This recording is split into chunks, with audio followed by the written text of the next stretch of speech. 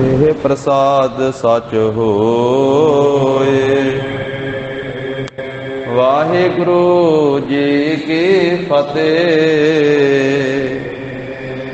Vegan ਵਿਨਾਸ਼ਨ ਸੋਏ। ਵਾਹਿਗੁਰੂ ਜੀ ਕੀ ਫਤਿਹ। Vegan ਵਿਨਾਸ਼ਨ ਸੋਏ।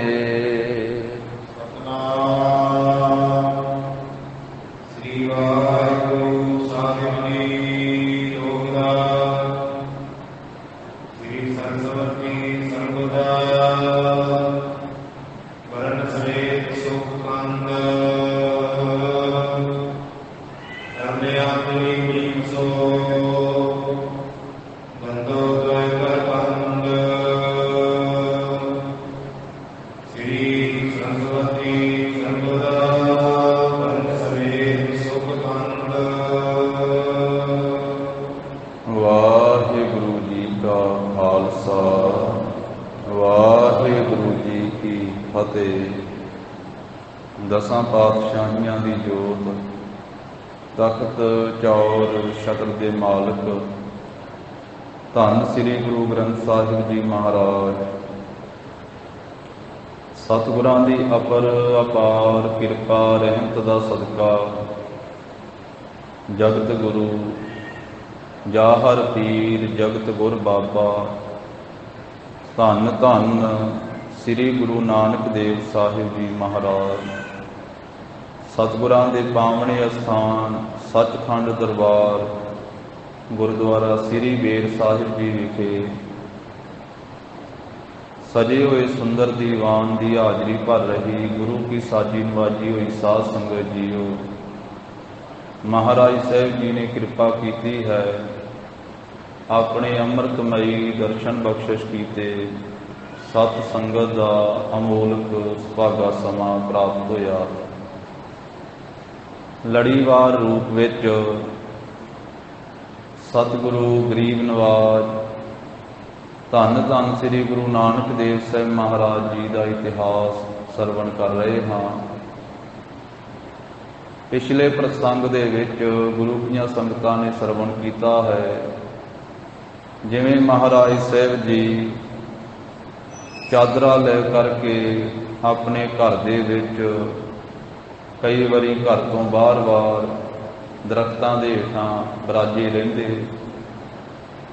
ਨਗਰ ਦੇ ਲੋਕਾਂ ਨੇ ਕਈ ਤਰ੍ਹਾਂ ਦੀਆਂ ਗੱਲਾਂ ਬਾਤਾਂ ਕੀਤੀਆਂ ਕਿ ਮਹਿਤਾ ਕਲਿਆਣ ਚੰਦ ਜੀ ਦਾ ਪੁੱਤਰ ਬੜਾ ਸਿਆਣਾ ਸੀ, ਕੀ ਗੱਲ ਹੋਈ ਹੈ।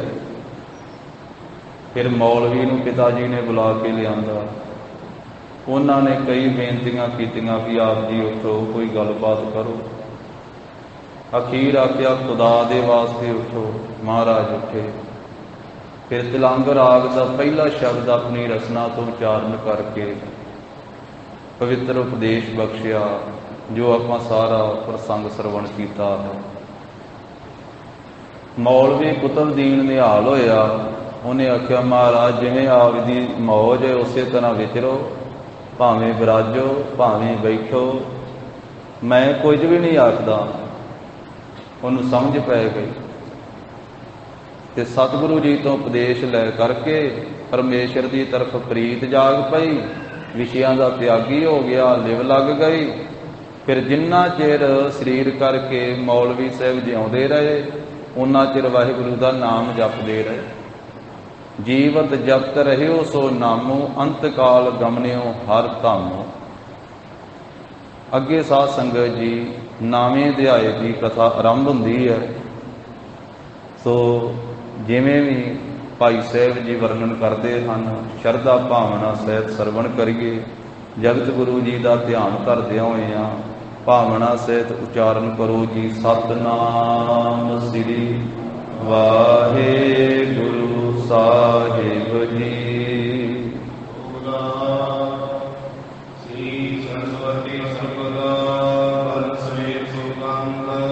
ਭਾਈ ਸੰਤੋਖ ਸਿੰਘ ਜੀ ਨਾਵਾਂ ਅਧਿਆਏ ਆਰੰਭ ਕਰਦੇ ਹੋਏ ਪਹਿਲਾ ਮੰਗਲ ਕਰਦੇ ਹਨ। ਸ੍ਰੀ ਜੋ ਸੋਭਾ ਵਾਲੀ गुरु साहब जी की बाणी है, धुर की बाणी है, और ये श्रेष्ठ बाणी सदा वास्ते सरद दा सारिया समियां विच ते सारिया जीवां दा कल्याण करन वाली, जिन्हां दे हिरदे विच वस जांदी है उन्हां नूं फिर सारिया समियां विच सारे थावां ते कल्याण प्राप्त हुंदी है। वर्ण श्वेत, ये गुरबाणी वर्णन करती है, कथन करती है। श्वेत जो उज्जल स्वरूप है, जीव का जो आत्मा स्वरूप है, उज्जल स्वरूप है, उसका वर्णन करती है। ते सुख कंद सुखां दे देण वाली है, सुखां दा बदल स्वरूप है धुर की बाणी।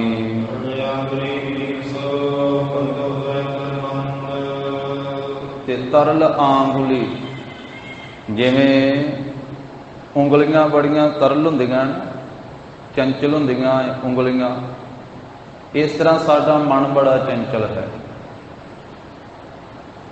कुछ महापुरख उदाहरणा देंदे मन की चंचलताई के बारे, कहते जिवें पित्तल का चोटी वाला पत्ता जिहड़ा वो बड़ा चंचल है, भाव हर वेले हिलदा रहिंदा, जिवें दीवे की लाट हर वेले हिलदी रहिंदी, जिवें निशान साहब का फरला हर वेले हिलदा रहिंदा हवा दे नाल, ते जिवें तबला वजाउण वाले दीयां ਉਂਗਲੀਆਂ बड़ियां तेज वा। हुणे ही भाई साहब जी कीर्तन कर रहे सी ते भाई गुरमुख प्यारे तबला वजा रहे सन नाल, ते तबला वजाउण वाले दीयां ਉਂਗਲੀਆਂ किन्नियां तेज तेज चलदियां,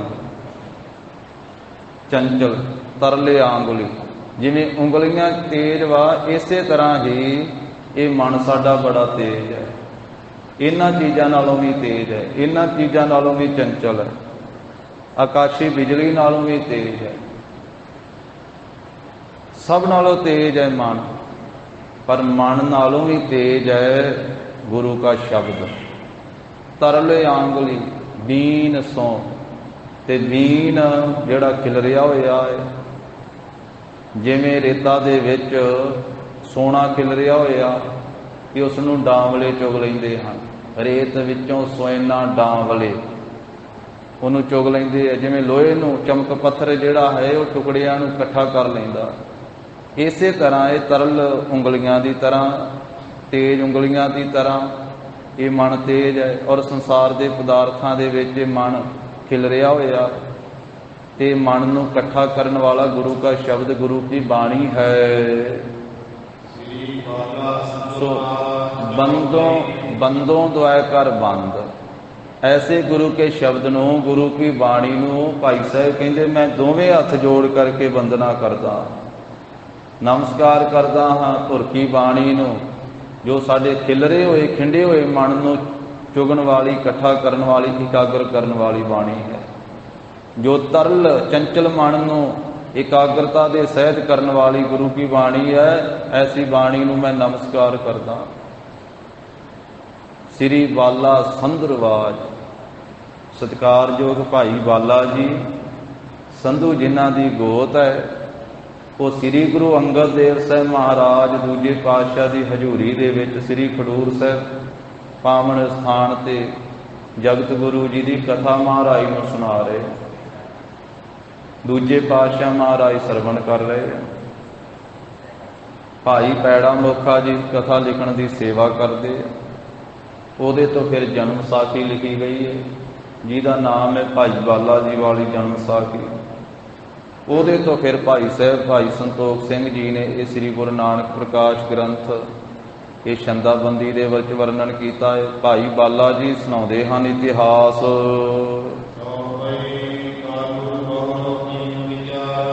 इस तरह कहिंदे कि जदों मौलवी नूं उपदेश दे के महाराज ने निहाल किया तो कुछ समा लंघिया ते पिता मेहता कल्याण चंद जी ने बाबा कालू जी ने विचार की है,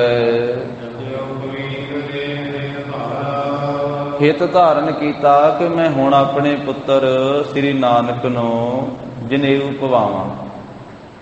हुण जनेऊ पाउणा चाहीदा, इनू जन्यू भी कह देंदे आ, जनेऊ भी कह देंदे आ, तग भी कह देंदे आ, जग्योपवीत भी कह देंदे, होर भी कई ना इहदे हैं।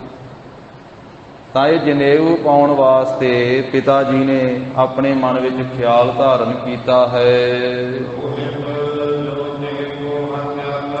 ਤੇ ਜੋ ਪੁਰੋਹਿਤ ਸੀ ਨਾ ਬਾਬਾ ਕਲਿਆਣ ਚੰਦ ਜੀ ਦਾ, ਉਹ ਪੁਰੋਹਿਤ ਦਾ ਨਾਮ ਹੈ ਪੰਡਿਤ ਹਰਦਿਆਲ, ਜਿਸ ਨੇ ਪਹਿਲਾਂ ਮਹਾਰਾਜ ਦੇ ਦਰਸ਼ਨ ਕੀਤੇ ਵੀ ਸੀ ਤੇ ਗੁਰੂ ਸਾਹਿਬ ਜੀ ਦਾ ਨਾਮਕਰਨ ਵੀ ਇਸ ਨੇ ਕੀਤਾ ਸੀ, ਨਾਮ ਰੱਖਿਆ ਸੀ। ਦੌਲਤਾਂ ਦਾਈ ਤੋਂ ਬਾਅਦ ਪੰਡਿਤ ਹਰਦਿਆਲ ਨੇ ਦਰਸ਼ਨ ਕੀਤੇ ਸੀ ਪਹਿਲੇ ਦਿਨ ਮਹਾਰਾਜ ਸਾਹਿਬ ਜੀ ਦੇ। ਉਹ ਪੰਡਿਤ ਹਰਦਿਆਲ ਜੋ ਪੁਰੋਹਿਤ ਹੈ, ਉਸ ਪੰਡਿਤ ਹਰਦਿਆਲ ਨੂੰ, ਪੁਰੋਹਿਤ ਨੂੰ ਪਿਤਾ ਜੀ ਨੇ ਛੇਤੀ ਬੁਲਾ ਲਿਆ ਹੈ ਆਪਣੇ ਘਰੇ। ਆਪਣੇ ਹਿਰਦੇ ਦੀ ਸਾਰੀ ਅਭਿਲਾਖਾ ਪੰਡਿਤ ਹਰਦਿਆਲ ਨੂੰ ਸੁਣਾ ਦਿੱਤੀ ਹੈ ਕਿ ਇਹ ਸ੍ਰੇਸ਼ਟ ਪੰਡਤ ਜੀ, ਪੁਰੋਹਿਤ ਜੀ, ਜੋ ਸਾਡੀ ਛਤਰੀਆਂ ਦੀ ਰੀਤੀ ਹੈ ਨਾ ਉਹ ਤੁਸੀਂ ਕਰੋ। ਭਾਵ ਹੁਣ ਮੇਰੇ ਪੁੱਤਰ ਸ੍ਰੀ ਨਾਨਕ ਜੀ ਨੂੰ ਜਨੇਊ ਪਾ ਦਿਓ ਤੁਸੀਂ। ਤੇ ਪੰਡਿਤ ਹਰਦਿਆਲ ਨੇ ਐਸੇ ਬਚਨ ਜਦੋਂ ਮਹਿਤਾ ਕਲਿਆਣ ਚੰਦ ਜੀ ਦੇ ਸੁਣੇ ਤੇ ਆਖਿਆ ਕਿ ਮਹਿਤਾ ਜੀ ਸਾਰੀ ਸਮੱਗਰੀ ਲੈ ਆਓ, ਤਿਆਰੀ ਕਰ ਲਓ ਪਹਿਲਾਂ। ਇਹ ਵੀ ਬੜਾ ਘਰ ਦੇ ਵਿੱਚ ਉਤਸ਼ਾਹ ਮਨਾਇਆ ਜਾਂਦਾ ਸੀ, ਇੱਕ ਤਰ੍ਹਾਂ ਦਾ ਉਤਸਵ ਕੀਤਾ ਜਾਂਦਾ ਸੀ। ਇਹ ਧਾਰਮਿਕ ਮਰਿਆਦਾ ਜਿਹੜੀ ਇਹ ਕਰਨੀ ਹੈ ਉਸ ਮੌਕੇ ਦੀ ਜਿਵੇਂ ਮੰਨੀ ਹੋਈ ਸੀ, ਇਸ ਕਰਕੇ ਸਮੱਗਰੀ ਸਾਰੀ ਲਿਖਾ ਦਿੱਤੀ ਪੰਡਤ ਜੀ ਨੇ। ਆਖਿਆ ਵੀ ਆ ਸਾਰੀ ਸਮੱਗਰੀ ਲੈ ਆਓ। ਫਿਰ ਪੰਡਤ ਨੇ ਆਪਣੇ ਤਰੀਕੇ ਨਾਲ ਦੱਸ ਦਿੱਤਾ ਵੀ ਆਹ ਜਿਹੜਾ ਦਿਨ ਸ਼ੁਭ ਹੈ, ਇਸ ਦਿਨ ਤੁਹਾਡੇ ਪੁੱਤਰ ਨੂੰ ਜਨੇਊ ਪਾਵਾਂਗੇ ਤੇ ਤੁਸੀਂ ਵਡਿਆਈ ਦੇ ਸਹਿਤ ਸਾਰਾ ਕਾਰਜ ਆਰੰਭ ਕਰੋ। ਆਪਣੇ ਘਰ ਦੇ ਵਿੱਚ ਸਾਰੀ ਸਮੱਗਰੀ ਲਿਆ ਕੇ ਰੱਖੋ ਤੇ ਸਾਰੇ ਰਿਸ਼ਤੇਦਾਰਾਂ ਨੂੰ ਸੱਦਾ ਪੱਤਰ ਦਿਓ, ਨਗਰ ਵਾਲਿਆਂ ਨੂੰ ਸੱਦਾ ਪੱਤਰ ਦਿਓ, ਸਾਰੀ ਤਿਆਰੀ ਕਰ ਲਓ ਤੁਸੀਂ। ਆਹ ਜਿਹੜਾ ਦਿਨ ਸ਼ੁਭ ਹੈ ਤੇ ਉਸ ਦਿਨ ਤੁਹਾਡੇ ਪੁੱਤਰ ਨੂੰ ਆਪਾਂ ਜਨੇਊ ਪਾਵਾਂਗੇ। ਪੰਡਿਤ ਹਰਦਿਆਲ ਦੇ ਪਾਸੋਂ ਸਾਰੀ ਗੱਲਬਾਤ ਸੁਣ ਕਰਕੇ ਮਹਾਰਾਜ ਦੇ ਸਤਿਕਾਰਯੋਗ ਪਿਤਾ ਜੀ ਨੇ ਸਾਰੀ ਸਮੱਗਰੀ ਛੇਤੀ ਮੰਗਵਾ ਲਈ ਹੈ। ਹੁਣ ਘਰ ਦੇ ਵਿੱਚ ਪੂਰਾ ਉਤਸਵ ਮਨਾਉਣਾ ਹੈ, ਖੁਸ਼ੀ ਮਨਾਈ ਜਾਣੀ ਹੈ। ਸਾਰੇ ਰਿਸ਼ਤੇਦਾਰ ਵੀ ਸੱਦਣੇ ਆ, ਚਾਚੇ ਤਾਏ ਵੀ ਆਉਣੇ ਆ, ਬੇਦੀ ਕੁਲ ਵਾਲੇ ਵੀ, ਨਗਰ ਦੇ ਬ੍ਰਾਹਮਣ ਵੀ ਸੱਦਣੇ ਆ, ਛਤਰੀ ਵੀ ਸੱਦਣੇ ਆ, ਸਭ ਭਾਈਚਾਰਾ ਸੱਦਣਾ ਹੈ। ਇਸ ਕਰਕੇ ਭੋਜਨ ਦੇ ਵਾਸਤੇ ਤੇ ਖੀਰ ਕੜਾਹ ਵੀ ਬਣਨਾ ਹੈ, ਹੋਰ ਵੀ ਕਈ ਪਦਾਰਥ ਬਣਨੇ ਆ।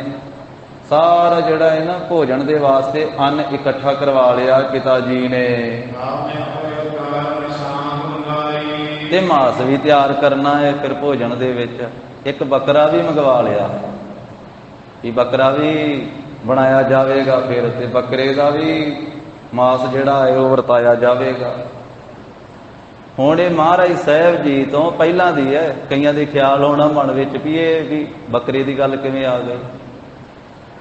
ਇਹ ਗੁਰੂ ਸਾਹਿਬ ਜੀ ਦੀ ਸਿੱਖਿਆ ਨਹੀਂ ਹੈ, ਮਹਾਰਾਜ ਸਾਹਿਬ ਜੀ ਦੇ ਪਿਤਾ ਜੀ ਕਰ ਰਹੇ ਆ ਜੋ ਪਿਛਲੀ ਰੀਤੀ ਸੀ। ਜਨੇਊ ਵੀ ਮਹਾਰਾਜ ਸਾਹਿਬ ਜੀ ਨੇ ਨਹੀਂ ਪਾਉਣਾ, ਉਹਨਾਂ ਨੇ ਜਿਵੇਂ ਪਹਿਲਾਂ ਮਰਿਆਦਾ ਉਹਨਾਂ ਦੀ ਰੀਤ ਚੱਲੀ ਆਉਂਦੀ ਉਸ ਤਰੀਕੇ ਨਾਲ ਕੀਤੀ ਹੈ। ਤੇ ਉਹ ਉਸ ਮੌਕੇ ਤੇ ਜਦੋਂ ਉਹ ਪਾਉਂਦੇ ਸੀ ਨਾ ਜਨੇਊ, ਤੇ ਬੱਕਰਾ ਵੱਢਦੇ ਹੁੰਦੇ ਸੀ ਤੇ ਬੱਕਰਾ ਵੱਢ ਕੇ ਉਹਦਾ ਮੀਟ ਬਣਾ ਕੇ ਤੇ ਫਿਰ ਖਵਾਉਂਦੇ ਸੀ ਸਾਰਿਆਂ ਨੂੰ ਪੰਗਤਾਂ ਦੇ ਵਿੱਚ ਵਰਤਾ ਕੇ। ਇਹ ਪਿਛਲੀ ਚੱਲੀ ਆਉਂਦੀ ਰੀਤ ਸੀ। ਇਹ ਆਸਾ ਕੀ ਵਾਰ ਦੇ ਵਿੱਚ ਫਿਰ ਇਹਦਾ ਖੰਡਨ ਕੀਤਾ ਮਹਾਰਾਜ ਨੇ। ਜਿੱਥੇ ਜਨੇਊ ਦਾ ਖੰਡਨ ਕੀਤਾ ਨਾ ਵੀ ਅਸੀਂ ਨਹੀਂ ਪਾਉਣਾ, ਮਹਾਰਾਜ ਕਹਿੰਦੇ ਵੀ ਤੁਸੀਂ ਤੇ ਆ ਸ਼ਗਨ ਛਕਾਉਣ ਦਾ ਪ੍ਰੋਗਰਾਮ ਬਣਾਇਆ। ਕੋਹੇ ਬੱਕਰਾ ਰਿੰਨ ਖਾਇਆ, ਸਭ ਕੋ ਆਖੇ ਪਾਇਆ। ਆਸਾ ਕੀ ਵਾਰ 'ਚ ਇਹਦਾ ਮਹਾਰਾਜ ਨੇ ਖੰਡਨ ਕੀਤਾ। ਇਹ ਬੱਕਰਾ ਲਿਆਂਦਾ ਗਿਆ ਸੀ ਘਰੇ ਪਿਤਾ ਜੀ ਵੱਲੋਂ ਵੱਢਣ ਵਾਸਤੇ, ਤੇ ਮਹਾਰਾਜ ਨੇ ਖੰਡਨ ਕੀਤਾ ਉਸ ਮੌਕੇ ਤੇ। ਤਾਂ ਕਹਿੰਦੇ ਵੀ ਉਹ ਮਾਸ ਤਿਆਰ ਕਰਨ ਵਾਸਤੇ ਬੱਕਰਾ ਵੀ ਘਰੇ ਲਿਆ ਰੱਖਿਆ ਹੈ। ਤੇ ਜੋ ਛਤਰੀ ਸਨ, ਸ਼ਸਤਰਧਾਰੀ ਛਤਰੀ ਕੁਲ, ਬਾਬੇ ਕਾਲੂ ਜੀ ਦੇ ਜਿਹੜੇ ਰਿਸ਼ਤੇਦਾਰ ਸਨ, ਉਹਨਾਂ ਸਾਰਿਆਂ ਨੂੰ ਸੱਦਾ ਪੱਤਰ ਦੇ ਦਿੱਤਾ, ਪ੍ਰਗਟ ਤੌਰ ਤੇ ਦਿਨ ਦੱਸ ਦਿੱਤਾ ਵੀ ਇਸ ਦਿਨ ਨੂੰ ਸਾਡੇ ਘਰ ਦੇ ਵਿੱਚ ਉਤਸਵ ਤੇ ਸਾਡੇ ਪੁੱਤਰ ਸ੍ਰੀ ਨਾਨਕ ਜੀ ਨੂੰ ਜਨੇਊ ਪਾਇਆ ਜਾਣਾ ਹੈ। ਤੇ ਹੋਰ ਵੀ ਨਗਰ ਦੇ ਵਿੱਚ ਜੋ ਸ੍ਰੇਸ਼ਟ ਬ੍ਰਾਹਮਣ ਰਹਿੰਦੇ ਸਨ, ਜਿਹੜੇ ਵੇਦਾਂ ਦੀ ਵਿਧੀ ਦੇ ਚੰਗੀ ਤਰ੍ਹਾਂ ਬੇਤਾ ਸੀ, ਜਾਣਕਾਰ ਸੀ, ਵੇਦ ਪੜ੍ਹੇ ਹੋਏ ਸਨ ਪੰਡਿਤ, ਉਹ ਸੱਦੇ ਦੇਣ ਵਾਲੇ ਨੂੰ ਸਾਰਿਆਂ ਦੇ ਘਰੇ ਪਿਤਾ ਜੀ ਨੇ ਭੇਜਿਆ। ਉਹ ਉੱਚੀ ਉੱਚੀ ਆਵਾਜ਼ ਦੇ ਕਰਕੇ ਸੱਦਾ ਦਿੰਦਾ, ਦਰਵਾਜ਼ੇ ਅੱਗੇ ਖਲੋ ਕੇ ਮਹਾਰਾਜ ਦੇ ਪਿਤਾ ਜੀ ਦਾ ਨਾਮ ਲੈ ਕੇ ਵੀ ਉਹਨਾਂ ਦੇ ਪੁੱਤਰ ਨੂੰ ਇਸ ਦਿਨ ਜਨੇਊ ਪਾਇਆ ਜਾਣਾ, ਵੀ ਸਾਰੇ ਆਇਓ। ਸਾਰੇ ਪਰਿਵਾਰ ਨੂੰ ਸੱਦਾ ਪੱਤਰ ਹੈ ਮਹਿਤਾ ਕਲਿਆਣ ਚੰਦ ਜੀ ਵੱਲੋਂ। ਇਸ ਤਰ੍ਹਾਂ ਕਹਿੰਦੇ ਵੀ ਉਹ ਦਿਨ ਆ ਗਿਆ ਤੇ ਸਾਰੇ ਨਗਰ ਦੇ ਬ੍ਰਾਹਮਣ, ਛਤਰੀ ਤੇ ਰਿਸ਼ਤੇਦਾਰ ਜਿੰਨੇ ਵੀ ਆ ਸਭ ਆ ਗਏ। ਨਾਨਕਾ ਪਰਿਵਾਰ ਵੀ ਆਇਆ, ਇਧਰਲਾ ਦਾਦਕਾ ਪਰਿਵਾਰ ਵੀ ਸਾਰਾ ਇਕੱਠਾ ਹੋਇਆ ਤੇ ਸਾਰੇ ਵੇਦੀ ਭਾਈਚਾਰਾ ਵੀ ਇਕੱਠਾ ਹੋਇਆ। ਬਾਬੇ ਕਲਿਆਣ ਚੰਦ ਦੇ ਘਰ ਦੇ ਵਿੱਚ ਹੁਣ ਜਿੱਥੇ ਜਨੇਊ ਪਾਇਆ ਜਾਣਾ ਨਾ, ਉਹ ਥਾਂ ਨੂੰ ਪੰਡਤ ਹਰਦਿਆਲ ਨੇ ਆਖਿਆ ਵੀ ਇੱਥੇ ਗੋਹਾ ਫੇਰ ਕੇ ਪਹਿਲਾਂ ਇਹਨੂੰ ਪਵਿੱਤਰ ਕਰ ਲਓ। ਹੁਣ ਇਹ ਸਾਰੀ ਪਿਛਲੀ ਰਹੁ ਰੀਤ ਸੀ, ਮਹਾਰਾਜ ਦੇ ਨਾਲ ਇਹਦਾ ਸੰਬੰਧ ਕੋਈ ਨਹੀਂ, ਜੋ ਪਿਛਲੀ ਚੱਲੀ ਆਉਂਦੀ ਰੀਤ ਸੀ। ਉਹਨੇ ਕਿਹਾ ਵੀ ਇਹ ਗੋਹੇ ਦੇ ਨਾਲ ਥਾਂ ਪਵਿੱਤਰ ਕਰ ਲਓ। ਤੇ ਉਹ ਗੋਹਾ ਫਿਰ ਫੇਰ ਕਰਕੇ ਗੋਮੈ ਗਾਂ ਦੇ ਗੋਹੇ ਦੇ ਨਾਲ ਲੇਪਣ ਕਰਕੇ ਧਰਤੀ ਜਿਹੜੀ ਕਹਿੰਦੇ ਵੀ ਉਹਨਾਂ ਆਪਣੇ ਤਰੀਕੇ ਨਾਲ ਉਸੇ ਤਰ੍ਹਾਂ ਹੀ ਉਹ ਪਵਿੱਤਰ ਸਮਝਦੇ ਆ। ਗੋਹੇ ਦੇ ਨਾਲ ਹੀ ਪਵਿੱਤਰ ਕਹਿੰਦੇ ਵੀ ਧਰਤੀ ਇੰਝ ਹੁੰਦੀ ਹੈ। ਤਾਂ ਇਸ ਤਰ੍ਹਾਂ ਗੋਹਾ ਫੇਰ ਕੇ ਉਹ ਧਰਤੀ ਨੂੰ ਉਹਨਾਂ ਨੇ ਆਪਣੇ ਤਰੀਕੇ ਨਾਲ ਸਾਫ਼ ਕੀਤਾ, ਪਵਿੱਤਰ ਕੀਤਾ ਹੈ। ਫਿਰ ਉੱਥੇ ਚੌਂਕ ਪੂਰਿਆ ਹੈ।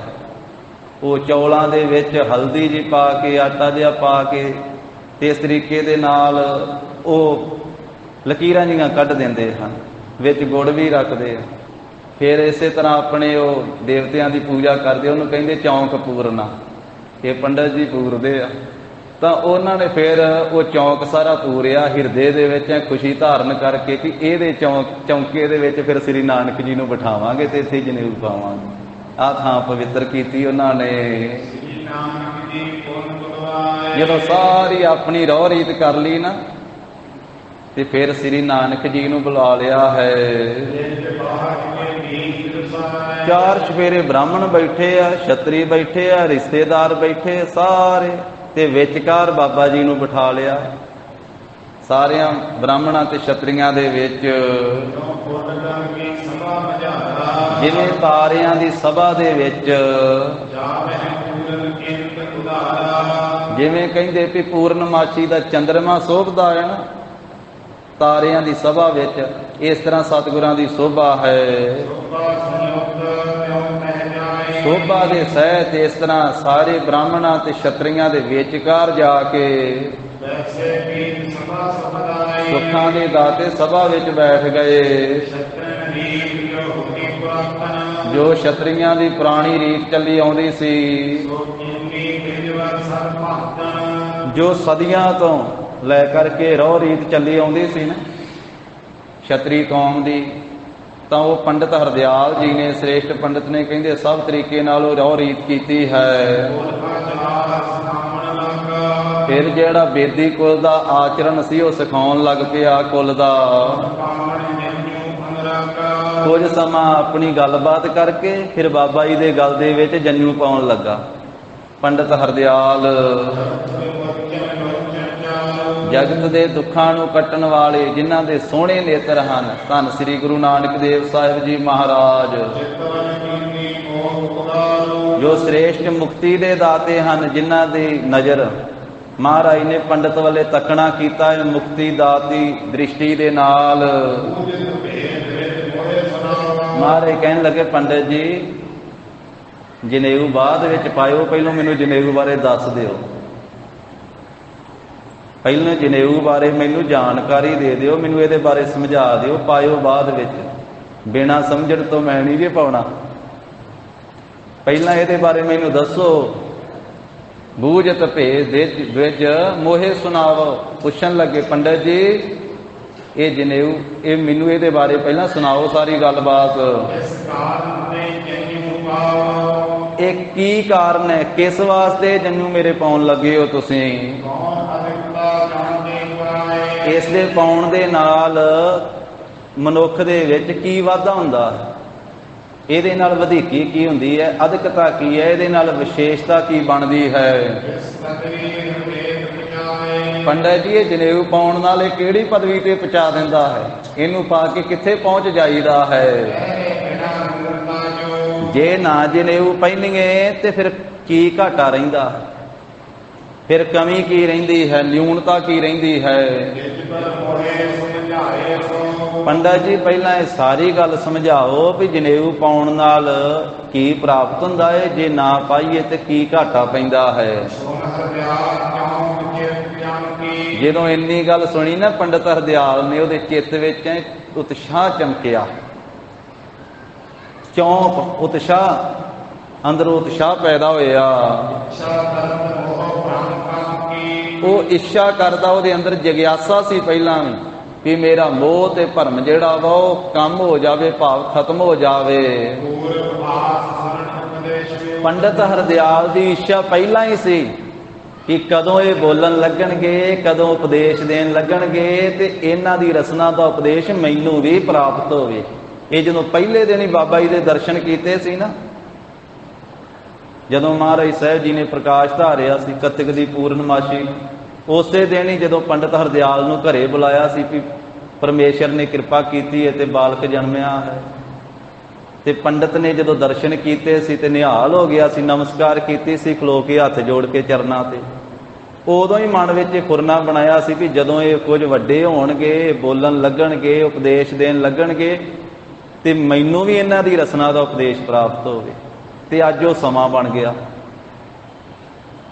ਤੇ ਹੁਣ ਚਿੱਤ ਵਿੱਚ ਐਸੀ ਇੱਛਾ ਜਿਹੜੀ ਉਹ ਬਣੀ ਹੈ ਕਿ ਪੂਰਬ ਆਸ ਸੁਣਨ ਉਪਦੇਸ਼ੂ। ਪਹਿਲਾਂ ਦੀ ਆਸ ਸੀ ਪੰਡਤ ਹਰਦਿਆਲ ਦੀ ਵੀ ਮਹਾਰਾਜ ਦੀ ਰਸਨਾ ਦਾ ਉਪਦੇਸ਼ ਮੈਂ ਸੁਣਾ, ਹੁਣ ਵਿਧੀ ਬਣ ਗਈ ਹੈ ਕਿ ਮੇਰੇ ਕਲੇਸ਼ ਮਿਟਣਗੇ। ਉਹ ਸਮਾਂ ਆ ਗਿਆ, ਪੰਡਤ ਹੁਣ ਇੱਛਾ ਕਰਦਾ ਮੇਰੇ ਕਲੇਸ਼ ਮਿਟ ਜਾਣਗੇ ਹੁਣ ਮਹਾਰਾਜ ਦੀ ਰਸਨਾ ਤੋਂ ਉਪਦੇਸ਼ ਸੁਣ ਕੇ। ਪੰਡਤ ਹਰਦਿਆਲ ਜਿਹੜਾ ਜਨੇਊ ਪਾਉਣ ਵਾਸਤੇ ਆਇਆ, ਉਹ ਤਾਂ ਪਹਿਲਾਂ ਹੀ ਮਹਾਰਾਜ ਦਾ ਮਹਾਤਮ ਜਾਣਦਾ ਸੀ, ਗੁਰੂ ਸਾਹਿਬ ਜੀ ਦਾ ਮਹਾਤਮ ਜਾਣਦਾ ਸੀ। ਉਹਨੇ ਪਹਿਲੇ ਦਿਨ ਦਰਸ਼ਨ ਕਰਕੇ ਆਖਿਆ ਸੀ, ਮਹਿਤਾ ਕਲਿਆਣ ਚੰਦ, ਮੇਰੀ ਵਿਦਿਆ ਦੇ ਮੁਤਾਬਕ ਤੇਰੇ ਪੁੱਤਰ ਦੇ ਵਿੱਚ 32 ਸ੍ਰੇਸ਼ਟ ਲੱਛਣ ਵਾ ਜਿਹੜੇ ਆਮ ਇਨਸਾਨ ਵਿੱਚ ਨਹੀਂ ਹੁੰਦੇ। ਇਹਨਾਂ ਦੇ ਹੱਥ ਵਿੱਚ ਚੌਰ ਦੀ ਰੇਖਾ ਬਣੀ ਹੋਈ ਹੈ, ਦੂਜੇ ਵਿੱਚ ਛਤਰ ਦੀ ਰੇਖਾ ਬਣੀ ਹੋਈ ਹੈ, ਚਰਨਾਂ ਵਿੱਚ ਪਦਮ ਰੇਖਾ ਹੈ। ਇਹਨਾਂ ਦੀ ਸੀਸ ਤੇ ਛਤਰ ਝੁੱਲੇਗਾ, ਇਹਨਾਂ ਨੂੰ ਸਮੁੰਦਰ ਵੀ ਰਾਹ ਦੇਵੇਗਾ, ਧਰਤੀ ਵੀ ਰਾਹ ਦੇਵੇਗੀ। ਉਸ ਮੌਕੇ ਤੇ ਇਹ ਸਾਰੀਆਂ ਗੱਲਾਂ ਪੰਡਿਤ ਕਰਕੇ ਗਿਆ ਸੀ। ਇਸ ਕਰਕੇ ਜਿਹੜਾ ਪਹਿਲਾਂ ਹੀ ਗੁਰੂ ਸਾਹਿਬ ਦਾ ਮਹਾਤਮ ਜਾਣਦਾ ਸੀ, ਪਰ ਫਿਰ ਵੀ ਬੋਲਿਆ ਬੇਨਤੀ ਦੇ ਸਹਿਤ ਕਿ ਆਪਣੇ ਅੰਦਰ ਦਾ ਜਿਹੜਾ ਤਮ ਹਨੇਰਾ ਹੈ ਨਾ, ਅਗਿਆਨ ਦਾ ਹਨੇਰਾ, ਆਪਣੇ ਹਿਰਦੇ ਦਾ ਨਾਸ਼ ਕਰਨ ਵਾਸਤੇ ਵੀ ਮੇਰੇ ਅੰਦਰ ਦਾ ਹਨੇਰਾ ਦੂਰ ਹੋਵੇਗਾ, ਗੁਰੂ ਜੀ ਉਪਦੇਸ਼ ਦੇਣਗੇ ਤਾਂ। ਇਸ ਭਾਵਨਾ ਨੂੰ ਲੈ ਕੇ ਬੋਲਿਆ। ਪੰਡਤ ਹਰਦਿਆਲ ਕਹਿਣ ਲੱਗਾ, ਸ੍ਰੀ ਨਾਨਕ ਜੀ, ਜੋ ਬ੍ਰਾਹਮਣ ਹੈ ਤੇ ਛਤਰੀ ਹੈ ਤੇ ਜੋ ਧਰਮ ਨੂੰ ਧਾਰਨ ਕਰਦੇ ਹਨ, ਜਿਸ ਵੇਲੇ ਬ੍ਰਾਹਮਣ ਤੇ ਛਤਰੀ ਜਦੋਂ ਧਰਮ ਦੇ ਧਾਰਨੀ ਹੁੰਦੇ, ਉਦੋਂ ਉਹਨਾਂ ਨੂੰ ਇਹ ਜਨੇਊ ਪਾਇਆ ਜਾਂਦਾ ਹੈ ਤੇ ਜਨੇਊ ਪਾਉਣ ਦੇ ਨਾਲ ਉਹ ਧਰਮੀ ਬਣ ਜਾਂਦੇ ਆ। ਬ੍ਰਾਹਮਣਾਂ ਦੇ ਘਰ ਵਿੱਚ ਪੈਦਾ ਹੋਣ ਵਾਲੇ, ਛਤਰੀਆਂ ਦੇ ਘਰ ਵਿੱਚ ਪੈਦਾ ਹੋਣ ਵਾਲੇ, ਉਹਨਾਂ ਦੀ ਜਦੋਂ ਇਹ ਰੀਤ ਕੀਤੀ ਜਾਂਦੀ, ਉਹਨਾਂ ਨੂੰ ਜਨੇਊ ਪਾਇਆ ਜਾਂਦਾ ਹੈ ਤੇ ਫਿਰ ਉਹ ਦਵਿਜ ਬਣ ਜਾਂਦੇ ਆ, ਫਿਰ ਉਹ ਪਵਿੱਤਰ ਹੋ ਜਾਂਦੇ ਆ, ਫਿਰ ਉਹ ਧਰਮੀ ਹੋ ਜਾਂਦੇ ਹਨ। ਜਿੰਨਾ ਚਿਰ ਬ੍ਰਾਹਮਣ ਦੇ ਘਰ ਵਿੱਚ ਤੇ ਛਤਰੀ ਦੇ ਘਰ ਵਿੱਚ ਪੈਦਾ ਹੋਣ ਵਾਲਾ ਬੱਚਾ ਇਸ ਰੀਤੀ ਦੇ ਵਿੱਚ ਨਹੀਂ ਆਉਂਦਾ ਹੈ, ਇਸ ਮਰਿਆਦਾ ਦੇ ਨਹੀਂ ਅਨੁਸਾਰੀ ਹੁੰਦਾ, ਉਹਨਾਂ ਚਿਰ ਉਹ ਚੌਂਕੇ ਵਿੱਚ ਬੈਠਣ ਦਾ ਅਧਿਕਾਰੀ ਨਹੀਂ ਹੁੰਦਾ। ਉਹ ਆਪਣੇ ਮਾਤਾ ਪਿਤਾ ਦੇ ਨਾਲ ਚੌਂਕੇ 'ਚ ਬੈਠ ਕੇ ਭੋਜਨ ਨਹੀਂ ਛਕ ਸਕਦਾ, ਕਿਉਂਕਿ ਉਸ ਨੂੰ ਨਿਗੋਰਾ ਸਮਝਿਆ ਜਾਂਦਾ ਹੈ, ਉਸ ਨੂੰ ਅਪਵਿੱਤਰ ਸਮਝਿਆ ਜਾਂਦਾ ਹੈ। ਜਦੋਂ ਉਹ ਜਨੇਊ ਪਾ ਲੈਂਦਾ ਫਿਰ ਇਹਨੂੰ ਪਵਿੱਤਰ ਸਮਝਿਆ ਜਾਂਦਾ ਹੈ। ਇਸ ਕਰਕੇ ਬ੍ਰਾਹਮਣ ਤੇ ਛਤਰੀਆਂ ਦਾ ਜਨੇਊ ਪਾਉਣ ਤੋਂ ਬਿਨਾਂ ਜੋ ਧਰਮ ਹੈ, ਇਹ ਭੇਦ ਨੂੰ ਸਮਝੋ ਸ੍ਰੀ ਨਾਨਕ ਜੀ। ਧਰਮ ਨਹੀਂ ਰਹਿੰਦਾ ਹੈ ਬ੍ਰਾਹਮਣ ਦਾ ਤੇ ਛਤਰੀ ਦਾ ਜਿੰਨਾ ਚਿਰ ਉਹ ਜਨੇਊ ਨਾ ਪਾਵੇ। ਜਨੇਊ ਪਾਉਣ ਦੇ ਨਾਲ ਹੀ ਧਰਮੀ ਬਣਿਆ ਜਾਂਦਾ ਹੈ। ਜਦੋਂ ਵੇਦਾਂ ਦੀ ਵਿਧੀ ਦੇ ਨਾਲ ਮੰਤਰ ਪੜ੍ਹ ਕੇ ਗਲ ਵਿੱਚ ਜਨੇਊ ਪਾਈਦਾ ਹੈ ਤਾਂ ਫਿਰ ਬ੍ਰਾਹਮਣ ਤੇ ਛਤਰੀ ਆਪਣੇ ਨਿੱਜੀ ਧਰਮ ਵਿੱਚ ਆਉਂਦੇ ਹਨ। ਇਸ ਤਰ੍ਹਾਂ ਪੰਡਤ ਹਰਦਿਆਲ ਪ੍ਰੋਹਤ ਦੇ ਬਚਨ ਸੁਣ ਕਰਕੇ ਕਿਰਪਾ ਦੇ ਘਰ ਸ੍ਰੀ ਗੁਰੂ ਜੀ ਜੋ ਕਮਲ ਫੁੱਲ ਦੀ ਤਰ੍ਹਾਂ ਖਿੜਿਆ ਹੋਇਆ ਮੁਕੜਾ ਹੈ ਗੁਰੂ ਜੀ ਦਾ, ਤੇ ਰਸ ਵਾਲੀ ਬਾਣੀ ਫਿਰ ਮਹਾਰਾਜ ਨੇ ਰਸਨਾ ਤੋਂ ਬੋਲੀ ਹੈ। ਮਹਾਰਾਜ ਕਹਿਣ ਲੱਗੇ ਪੰਡਤ ਜੀ ਜੋ ਬ੍ਰਾਹਮਣ ਦਾ ਤੇ ਛਤਰੀ ਦਾ ਧਰਮ ਹੈ ਉਹ ਇਹ ਸੂਤ ਦਾ ਜਨੇਊ ਪਾਉਣ ਦੇ ਨਾਲ ਗਲ ਦੇ ਵਿੱਚ ਤਾਂ ਹੀ ਰਹਿੰਦਾ ਹੈ। ਸੂਤ ਦਾ ਵਟਿਆ ਹੋਇਆ ਜਨੇਊ ਗਲ ਵਿੱਚ ਪਾ ਲਵੇ ਤੇ ਫਿਰ ਬ੍ਰਾਹਮਣ ਧਰਮੀ ਬਣ ਜਾਂਦਾ ਹੈ, ਫਿਰ ਛਤਰੀ ਧਰਮੀ ਬਣ ਜਾਂਦਾ ਹੈ। ਕਿ ਜਾਂ ਪੰਡਤ ਜੀ ਸ੍ਰੇਸ਼ਟ ਕਰਮ ਕਰੇ, ਸ਼ੁਭ ਕਰਮ ਕਰੇ ਤੇ ਤਾਂ ਫਿਰ ਧਰਮ ਰਹਿੰਦਾ ਹੈ। ਜੇ ਦਇਆ ਤੋਂ ਆਦਿਕ ਸ਼ੁਭ ਗੁਣਾਂ ਨੂੰ ਨਿਭਾਵੇ ਆਪਣੇ ਜੀਵਨ ਦੇ ਵਿੱਚ ਤਾਂ ਧਰਮ ਰਹਿੰਦਾ ਹੈ, ਕਿ ਜਾਂ ਕੱਲਾ ਸੂਤ ਪਾਉਣ ਨਾਲ ਹੀ ਰਹਿ ਜਾਂਦਾ ਹੈ। ਪੰਡਤ ਜੀ ਦੱਸੋ, ਜੇ ਕੋਈ ਇਹ ਜਨੇਊ ਪਾ ਕੇ ਤੇ ਕੰਮ ਮਾੜੇ ਕਰੇ, ਇਹ ਜਨੇਊ ਪਾ ਕੇ ਸੂਤ ਦਾ ਤੇ ਭੈੜੇ ਕਰਮ ਕਰੇ, ਪਰਾਏ ਧਨ ਨੂੰ ਪ੍ਰਾਪਤ ਕਰਨ ਦਾ ਯਤਨ ਕਰੇ, ਹਿੰਸਾ ਕਰੇ, ਕਿਸੇ ਨਾਲ ਧਰੋਹ ਕਰੇ ਤੇ ਅਧਰਮ ਕਰੇ, ਅੰਤ ਪ੍ਰਯੰਤ ਭਾਵ ਸਾਰੇ ਜੀਵਨ ਦੇ ਵਿੱਚ ਦੁਸ਼ਟਤਾ ਹੀ ਧਾਰੀ ਰੱਖੇ, ਕਿਸੇ ਦੀ ਚੁਗਲੀ ਕਰ ਦਿੱਤੀ, ਕਿਸੇ ਦੀ ਨਿੰਦਿਆ ਕਰ ਦਿੱਤੀ, ਕਿਸੇ ਬੰਨੇ ਲਾ ਦਿੱਤੀ, ਕਿਸੇ ਬੰਨੇ ਬੁਝਾ ਦਿੱਤੀ, ਇਹੋ ਜਿਹੇ ਕੰਮ ਕਰੀ ਜਾਵੇ ਸਾਰੀ ਜ਼ਿੰਦਗੀ ਦੇ ਵਿੱਚ, ਤੇ ਝੂਠ ਹੀ ਬੋਲੀ ਜਾਵੇ। ਜਨੇਊ ਪਾ ਕੇ ਪੰਡਤ ਜੀ ਜੇ ਝੂਠ ਬੋਲੀ ਜਾਵੇ, ਪਿਛਣਤਾ ਤੇ ਚੁਗਲੀ ਕਰੀ ਜਾਵੇ, ਤੇ ਚਿੱਤ ਦੇ ਵਿੱਚ ਬੜਾ ਹਿੱਤ ਕਰੇ ਚੁਗਲੀ ਕਰਨ ਨਾਲ ਤੇ ਝੂਠ ਬੋਲਣ ਦੇ ਨਾਲ, ਤੇ ਐਸਾ ਖੋਟੇ ਕਰਮ ਕਰਨ ਵਾਲਾ ਉਹ ਵੀ ਬ੍ਰਾਹਮਣ ਹੁੰਦਾ ਹੈ, ਉਹ ਵੀ ਛਤਰੀ ਹੁੰਦਾ ਹੈ, ਖੱਤਰੀ ਹੁੰਦਾ ਹੈ, ਕਿ ਜਾਂ ਪੰਡਤ ਜੀ ਉਹ ਚੰਡਾਲ ਹੁੰਦਾ ਹੈ। ਦੱਸੋ ਵੀ ਜੇ ਸੂਤ ਪਾ ਕੇ ਜਨੇਊ ਪਾ ਕਰਕੇ ਇਹ ਰੀਤ ਕਰਕੇ ਤੇ ਕੰਮ ਮਾੜੇ ਕਰੇ, ਝੂਠ ਬੋਲੇ, ਨਿੰਦਿਆ ਕਰੇ, ਚੁਗਲੀ ਕਰੇ, ਤੇ ਫਿਰ ਉਹ ਬ੍ਰਾਹਮਣ ਉਹਨੂੰ ਕਹੋਗੇ, ਛਤਰੀ ਕਹੋਗੇ, ਕਿ ਜਾਂ ਚੰਡਾਲ ਆਖੋਗੇ? ਪੰਡਤ ਜੀ ਐਸੇ ਲੋਕਾਂ ਨੂੰ ਤੇ ਜਮਦੂਤਾਂ ਦਾ ਜਾ ਕੇ ਡੰਡਾ ਸਹਾਰਨਾ ਪੈਂਦਾ ਹੈ। ਜਦੋਂ ਜਮਾਂ ਨੇ ਡੰਡਾ ਮਾਰਿਆ ਸਿਰ ਦੇ ਵਿੱਚ ਵੀ ਤੂੰ ਜਨੇਊ ਪਾ ਕੇ ਕੰਮ ਪੁੱਠੇ ਕਰਦਾ ਰਿਹਾ, ਕਹਾਉਂਦਾ ਧਰਮੀ ਰਿਹਾ, ਤੇ ਫਿਰ ਜਨੇਊ ਨੇ ਕੀ ਫਲ ਦਿੱਤਾ ਉੱਥੇ? ਜਿਹੜੇ ਇੱਥੇ ਪਾਪ ਕੀਤੇ ਆ ਉੱਥੇ ਨਰਕ ਦੀ ਪ੍ਰਾਪਤੀ ਹੋਈ, ਉੱਥੇ ਨਰਕ ਪਾਇਆ। ਪਾਪ ਇੱਥੇ ਕੀਤੇ ਉੱਥੇ ਨਰਕ, ਕਿਉਂਕਿ ਉੱਥੇ ਸੱਚ ਦਾ ਨਿਬੇੜਾ ਹੈ। ਆਸਾ ਕੀ ਵਾਰ ਦੀ ਪੌੜੀ ਪੜ੍ਹਦੇ ਨਾ, ਨਾਨਕ ਜੀ ਉਪਾਏ ਕਹਿ ਲਿਖ ਨਾ ਆਵੇ ਧਰਮ ਬਹਾਲਿਆ, ਉੱਥੇ ਸੱਚੇ ਹੀ ਸੱਚ ਨਿਬੜੈ ਚੁਣ ਵੱਖ ਕੱਢੇ ਜਜਮਾਲਿਆ। ਇੱਥੇ ਤੇ ਝੂਠ ਵੀ ਕਈ ਵਾਰੀ ਨਿਬੜ ਜਾਂਦਾ, ਪਰ ਉੱਥੇ ਸੱਚੇ ਹੀ ਸੱਚ ਨਿਬੜੈ ਚੁਣ ਵੱਖ ਕੱਢੇ ਜਜਮਾਲਿਆ। ਥਾਉ ਨਾ ਪਾਇਨ ਕੂੜਿਆਰ ਮੋਹ ਕਾਲੈ ਦੋਜਕ ਚਾਲਿਆ, ਮੂੰਹ ਕਾਲਾ ਕਰਕੇ ਦੋਜਕ ਨੂੰ ਤੋਰ ਦਿੱਤਾ ਜਾਂਦਾ। ਤੇਰੇ ਨਾਏ ਰਤੇ ਸੇ ਜਿਣ ਗਏ, ਹਾਰ ਗਏ ਸੇ ਠੱਗਣ ਵਾਲਿਆ, ਲਿਖ ਨਾਵੈ ਧਰਮ ਬਹਾਲਿਆ। ਉੱਥੇ ਸਾਰਾ ਨਾਵਾ ਲਿਖਣ ਵਾਸਤੇ ਧਰਮ ਰਾਜਾ ਨੂੰ ਬਹਾਲਿਆ ਹੋਇਆ, ਇਹ ਸਾਰਾ ਹਿਸਾਬ ਕਿਤਾਬ ਤੋਂ ਲਿਖਣਾ। ਇਸ ਕਰਕੇ ਪੰਡਤ ਜੀ ਉੱਥੇ ਪਾਪ ਦਾ ਫਲ ਨਰਕ ਪਾਉਂਦਾ ਹੈ। ਫਿਰ ਜਨੇਊ ਨੇ ਐਸੇ ਇਨਸਾਨ ਨੂੰ ਕੀ ਫਲ ਦਿੱਤਾ? ਜੋ ਪਾਪ ਕੀਤੇ ਉਹਦਾ ਫਲ ਨਰਕ ਪਾਇਆ। ਐਸੇ ਬਚਨ ਜਦੋਂ ਮਹਾਰਾਜ ਦੇ ਸੁਣੇ ਨਾ, ਹੁਣ ਛੋਟੀ ਜੀ ਸਰੀਰ ਕਾਰਬਲਾ 9 ਸਾਲ ਦੇ ਲਗਭਗ, ਤੇ ਜਿੰਨੇ ਆਲੇ ਦੁਆਲੇ ਬੈਠੇ ਸੀ ਨਾ ਬ੍ਰਾਹਮਣ ਤੇ ਛਤਰੀ ਸ੍ਰੇਸ਼ਟ, ਸਾਰੇ ਚੁੱਪ ਕਰ ਗਏ, ਸ਼ਨਾਟਾ ਛਾ ਗਿਆ। ਰਿਸ਼ਤੇਦਾਰ ਵੀ ਆਏ ਹੋਏ ਸੀ, ਸਾਰਿਆਂ ਨੂੰ ਚਾਅ ਚੜਿਆ ਸੀ ਕਿ ਅੱਜ ਪਦਾਰਥ ਬੜੇ ਵਧੀਆ ਬਣਨੇ। ਕਈਆਂ ਨੂੰ ਚਾਅ ਚੜਿਆ ਸੀ ਕਿ ਅੱਜ ਬੱਕਰਾ ਵੀ ਬਣਨਾ, ਜਨੇਊ ਤੋਂ ਮਗਰੋਂ ਬੱਕਰਾ ਵੀ ਖਾਣਾ। ਉਹ ਸਾਰਿਆਂ ਦੇ ਮਨ ਵਿੱਚ ਉਤਸ਼ਾਹ, ਤੇ ਜਦੋਂ ਇਹ ਬੋਲ ਸੁਣੇ ਤੇ ਸਾਰੇ ਚੁੱਪ ਜੇ ਕਰ ਗਏ। ਇਹ ਕੀ ਕਾਰਨ? ਇਹ ਤਾਂ ਬੜੇ ਡੂੰਘੀਆਂ ਗੱਲਾਂ ਕਰਦੇ, ਛੋਟੀ ਜਿਹੀ ਉਮਰ ਦੇ ਵਿੱਚ ਸਾਰੇ, ਜਿਵੇਂ ਕੋਈ ਗੱਲ ਆਉਂਦੀ ਹੀ ਨਹੀਂ ਨਾ, ਭਏ ਮਸ਼ਟ, ਸਾਰੇ ਮਸ਼ਟ ਹੋ ਗਏ। ਮਸ਼ਟ ਕਹਿੰਦੇ ਚੁੱਪ ਹੋ ਗਏ, ਜਿਵੇਂ ਕੁਛ ਵੀ ਨਹੀਂ ਕਿਸੇ ਨੂੰ ਆਉਂਦਾ। ਵੱਡੇ ਵੱਡੇ ਜਿਹੜੇ ਵੇਦ ਪੜ੍ਹੇ ਹੋਏ ਸੀ ਸਾਰੇ ਚੁੱਪ ਕਰਕੇ ਬੈਠੇ। ਮਹਾਰਾਜ ਦੇ ਸਾਹਮਣੇ ਉੱਤਰ ਕੋਈ ਨਹੀਂ ਦਿੰਦਾ ਹੈ, ਪਰ ਚਿੱਤ ਵਿੱਚ ਸਾਰੇ ਹੀ ਸਮਝਦੇ ਆ। ਉੱਤੋਂ ਉੱਤਰ ਕੋਈ ਨਹੀਂ ਦਿੰਦਾ, ਪਰ ਚਿੱਤ ਵਿੱਚ ਸਮਝਦੇ ਆ ਵੀ ਜੋ ਕਹਿ ਰਹੇ ਆ ਨੇ ਸ੍ਰੀ ਨਾਨਕ ਜੀ ਗੱਲ ਸੱਚੀ ਆ, ਸੱਚ ਕਹਿੰਦੇ ਆ। ਵੀ ਆਪਾਂ ਕਰਦੇ ਇਸ ਤਰ੍ਹਾਂ ਹੀ ਆ ਸਾਰੇ। ਜਨੇਊ ਆਪਾਂ ਪਾਇਆ ਹੋਇਆ ਵਾ ਕਿ ਝੂਠ ਬੋਲਣੋਂ ਆਪਾਂ ਨਹੀਂ ਹਟਦੇ, ਨਿੰਦਿਆ ਕਰਨੋਂ ਆਪਾਂ ਨਹੀਂ ਹਟਦੇ, ਚੁਗਲੀ ਕਰਨੋਂ ਆਪਾਂ ਨਹੀਂ ਹਟਦੇ, ਈਰਖਾ ਕਰਨੋਂ ਆਪਾਂ ਨਹੀਂ ਹਟਦੇ, ਦੂਜੇ ਦਾ ਕੰਮ ਵਿਗਾੜਨੋਂ ਆਪਾਂ ਨਹੀਂ ਹਟਦੇ। ਆਪਾਂ ਧਰਮੀ ਕਾਹਦੇ ਹੋਏ? ਆਪਾਂ ਤੇ ਆ ਧਰਮੀ ਹੋਏ ਫਿਰ। ਵੀ ਜੋ ਇਹ ਗੱਲਾਂ ਕਹਿ ਰਹੇ ਆ, ਬਚਨ ਸਾਰੇ ਹੀ 16 ਆਨੇ ਸੱਚ ਵਾ, ਪਰ ਮੁਖ ਤੋਂ ਕੋਈ ਬੋਲਦਾ ਨਹੀਂ ਹੈ। ਪਰ ਪੰਡਿਤ ਹਰਦਿਆਲ ਦੇ ਮਨ ਦੇ ਵਿੱਚ ਫਿਰ ਵੀ ਹੋਰ ਬਚਨ, ਹੋਰ ਸਿੱਖਿਆ ਸੁਣਨ ਦੀ ਅਭਿਲਾਖਾ ਹੈ, ਇੱਛਾ ਹੈ। ਫਿਰ ਪ੍ਰੋਹਤ ਹਰਦਿਆਲ ਨੇ ਇਸ ਤਰ੍ਹਾਂ ਬੇਨਤੀ ਕੀਤੀ,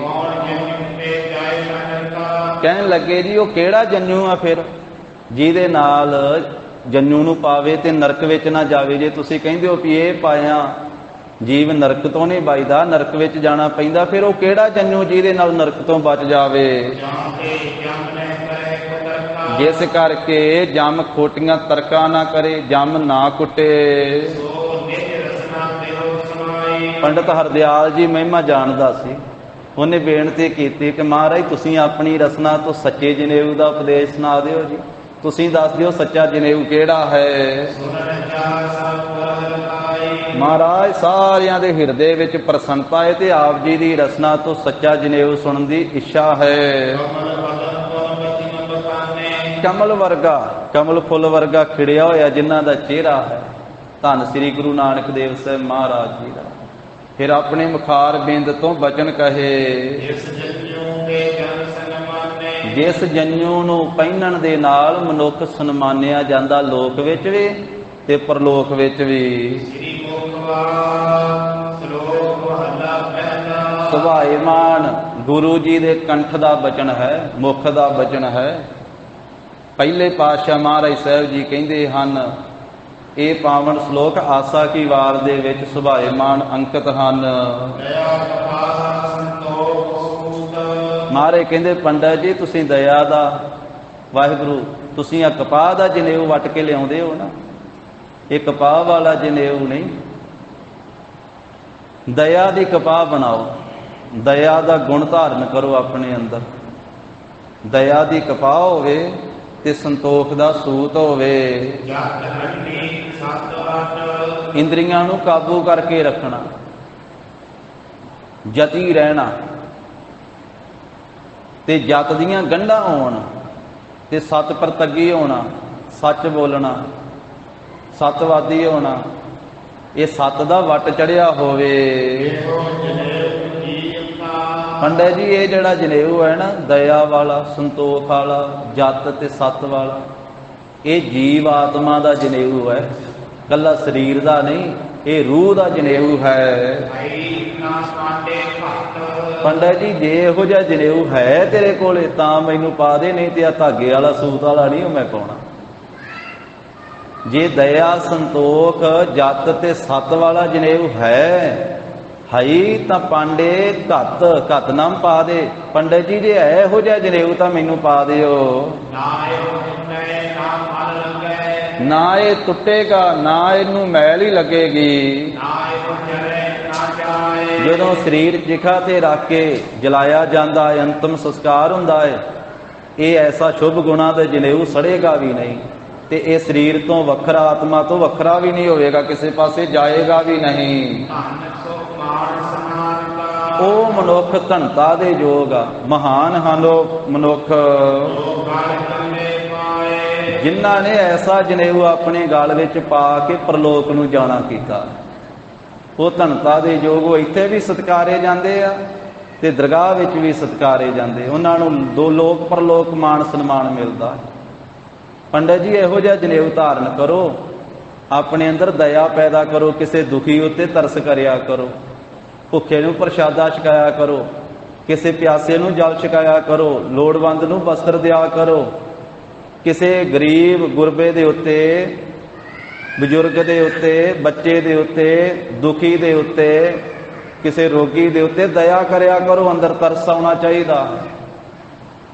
ਫਿਰ ਸੰਤੋਖ, ਜੋ ਪਰਮੇਸ਼ਰ ਵਾਹਿਗੁਰੂ ਜੀ ਵੱਲੋਂ ਪਰਾਲਬਧ ਅਨੁਸਾਰ ਪਦਾਰਥ ਦਿੱਤਾ ਗਿਆ ਹੈ, ਉਹਦੇ ਵਿੱਚ ਸਬਰ ਰੱਖਣਾ ਸਿੱਖੋ ਕਿ ਜਥਾ ਲਾਭ ਤਥਾ ਸੰਤੁਸ਼ਟੀ, ਜੋ ਵਾਹਿਗੁਰੂ ਨੇ ਦਿੱਤਾ ਹੈ ਮਿਲਣਾ ਓਨਾ ਹੀ ਆ, ਭਾਵੇਂ ਹੱਸ ਕੇ ਬੰਦਾ ਪ੍ਰਾਪਤ ਕਰ ਲਵੇ ਤੇ ਭਾਵੇਂ ਰੋਈ ਜਾਵੇ, ਚੀਕਾਂ ਮਾਰੀ ਜਾਵੇ, ਮਿਲਣਾ ਤੇ ਓਨਾ ਹੀ ਹੈ ਜਿੰਨਾ ਪਰਾਲਬਧ ਵਿੱਚ ਹੈ।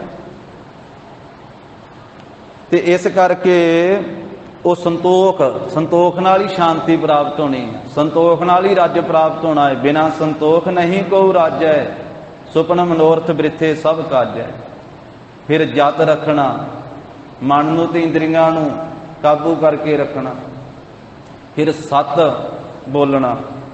ਤੋ ਇਸ ਪ੍ਰਕਾਰ ਜਿਹੜਾ ਇਹ ਜਨੇਊ ਹੈ, ਇਹ ਪੰਡਤ ਜੀ ਜੀਵ ਆਤਮਾ ਦਾ ਜਨੇਊ ਹੈ।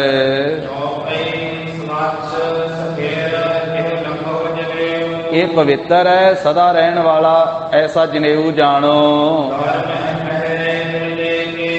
ਪਰ ਵਿਰਲੇ ਵਿਰਲੇ ਮਨੁੱਖ ਵਾ ਜਿਹੜੇ ਐਸ ਜਨੇਊ ਨੂੰ ਪਹਿਨਦੇ ਆ। ਆ ਜਿਹੜਾ ਪੰਡਤ ਜੀ ਤੁਸੀਂ ਪਾਉਣ ਆਏ ਹੋ, ਇਹ ਤਾਂ ਸਾਰੇ ਹੀ ਪਾਈ ਫਿਰਦੇ ਆ, ਪਰ ਆ ਜਿਹੜਾ ਜਨੇਊ ਅਸੀਂ ਦੱਸ ਰਹੇ ਆ, ਇਹ ਵਿਰਲੇ ਵਿਰਲੇ ਪਾਉਂਦੇ ਆ। ਦਇਆ ਨੂੰ ਕੋਈ ਵਿਰਲਾ ਧਾਰਨ ਕਰਦਾ, ਦਇਆ ਤੋਂ ਬਿਨਾਂ ਧਰਮੀ ਨਹੀਂ ਬਣਿਆ ਜਾ ਸਕਦਾ। ਧਰਮੀ ਮਨੁੱਖ ਦੇ ਹਿਰਦੇ ਵਿੱਚ ਦਇਆ ਹੁੰਦੀ ਹੈ, ਦਇਆ ਧਰਮ ਦੀ ਮਾਂ ਹੈ।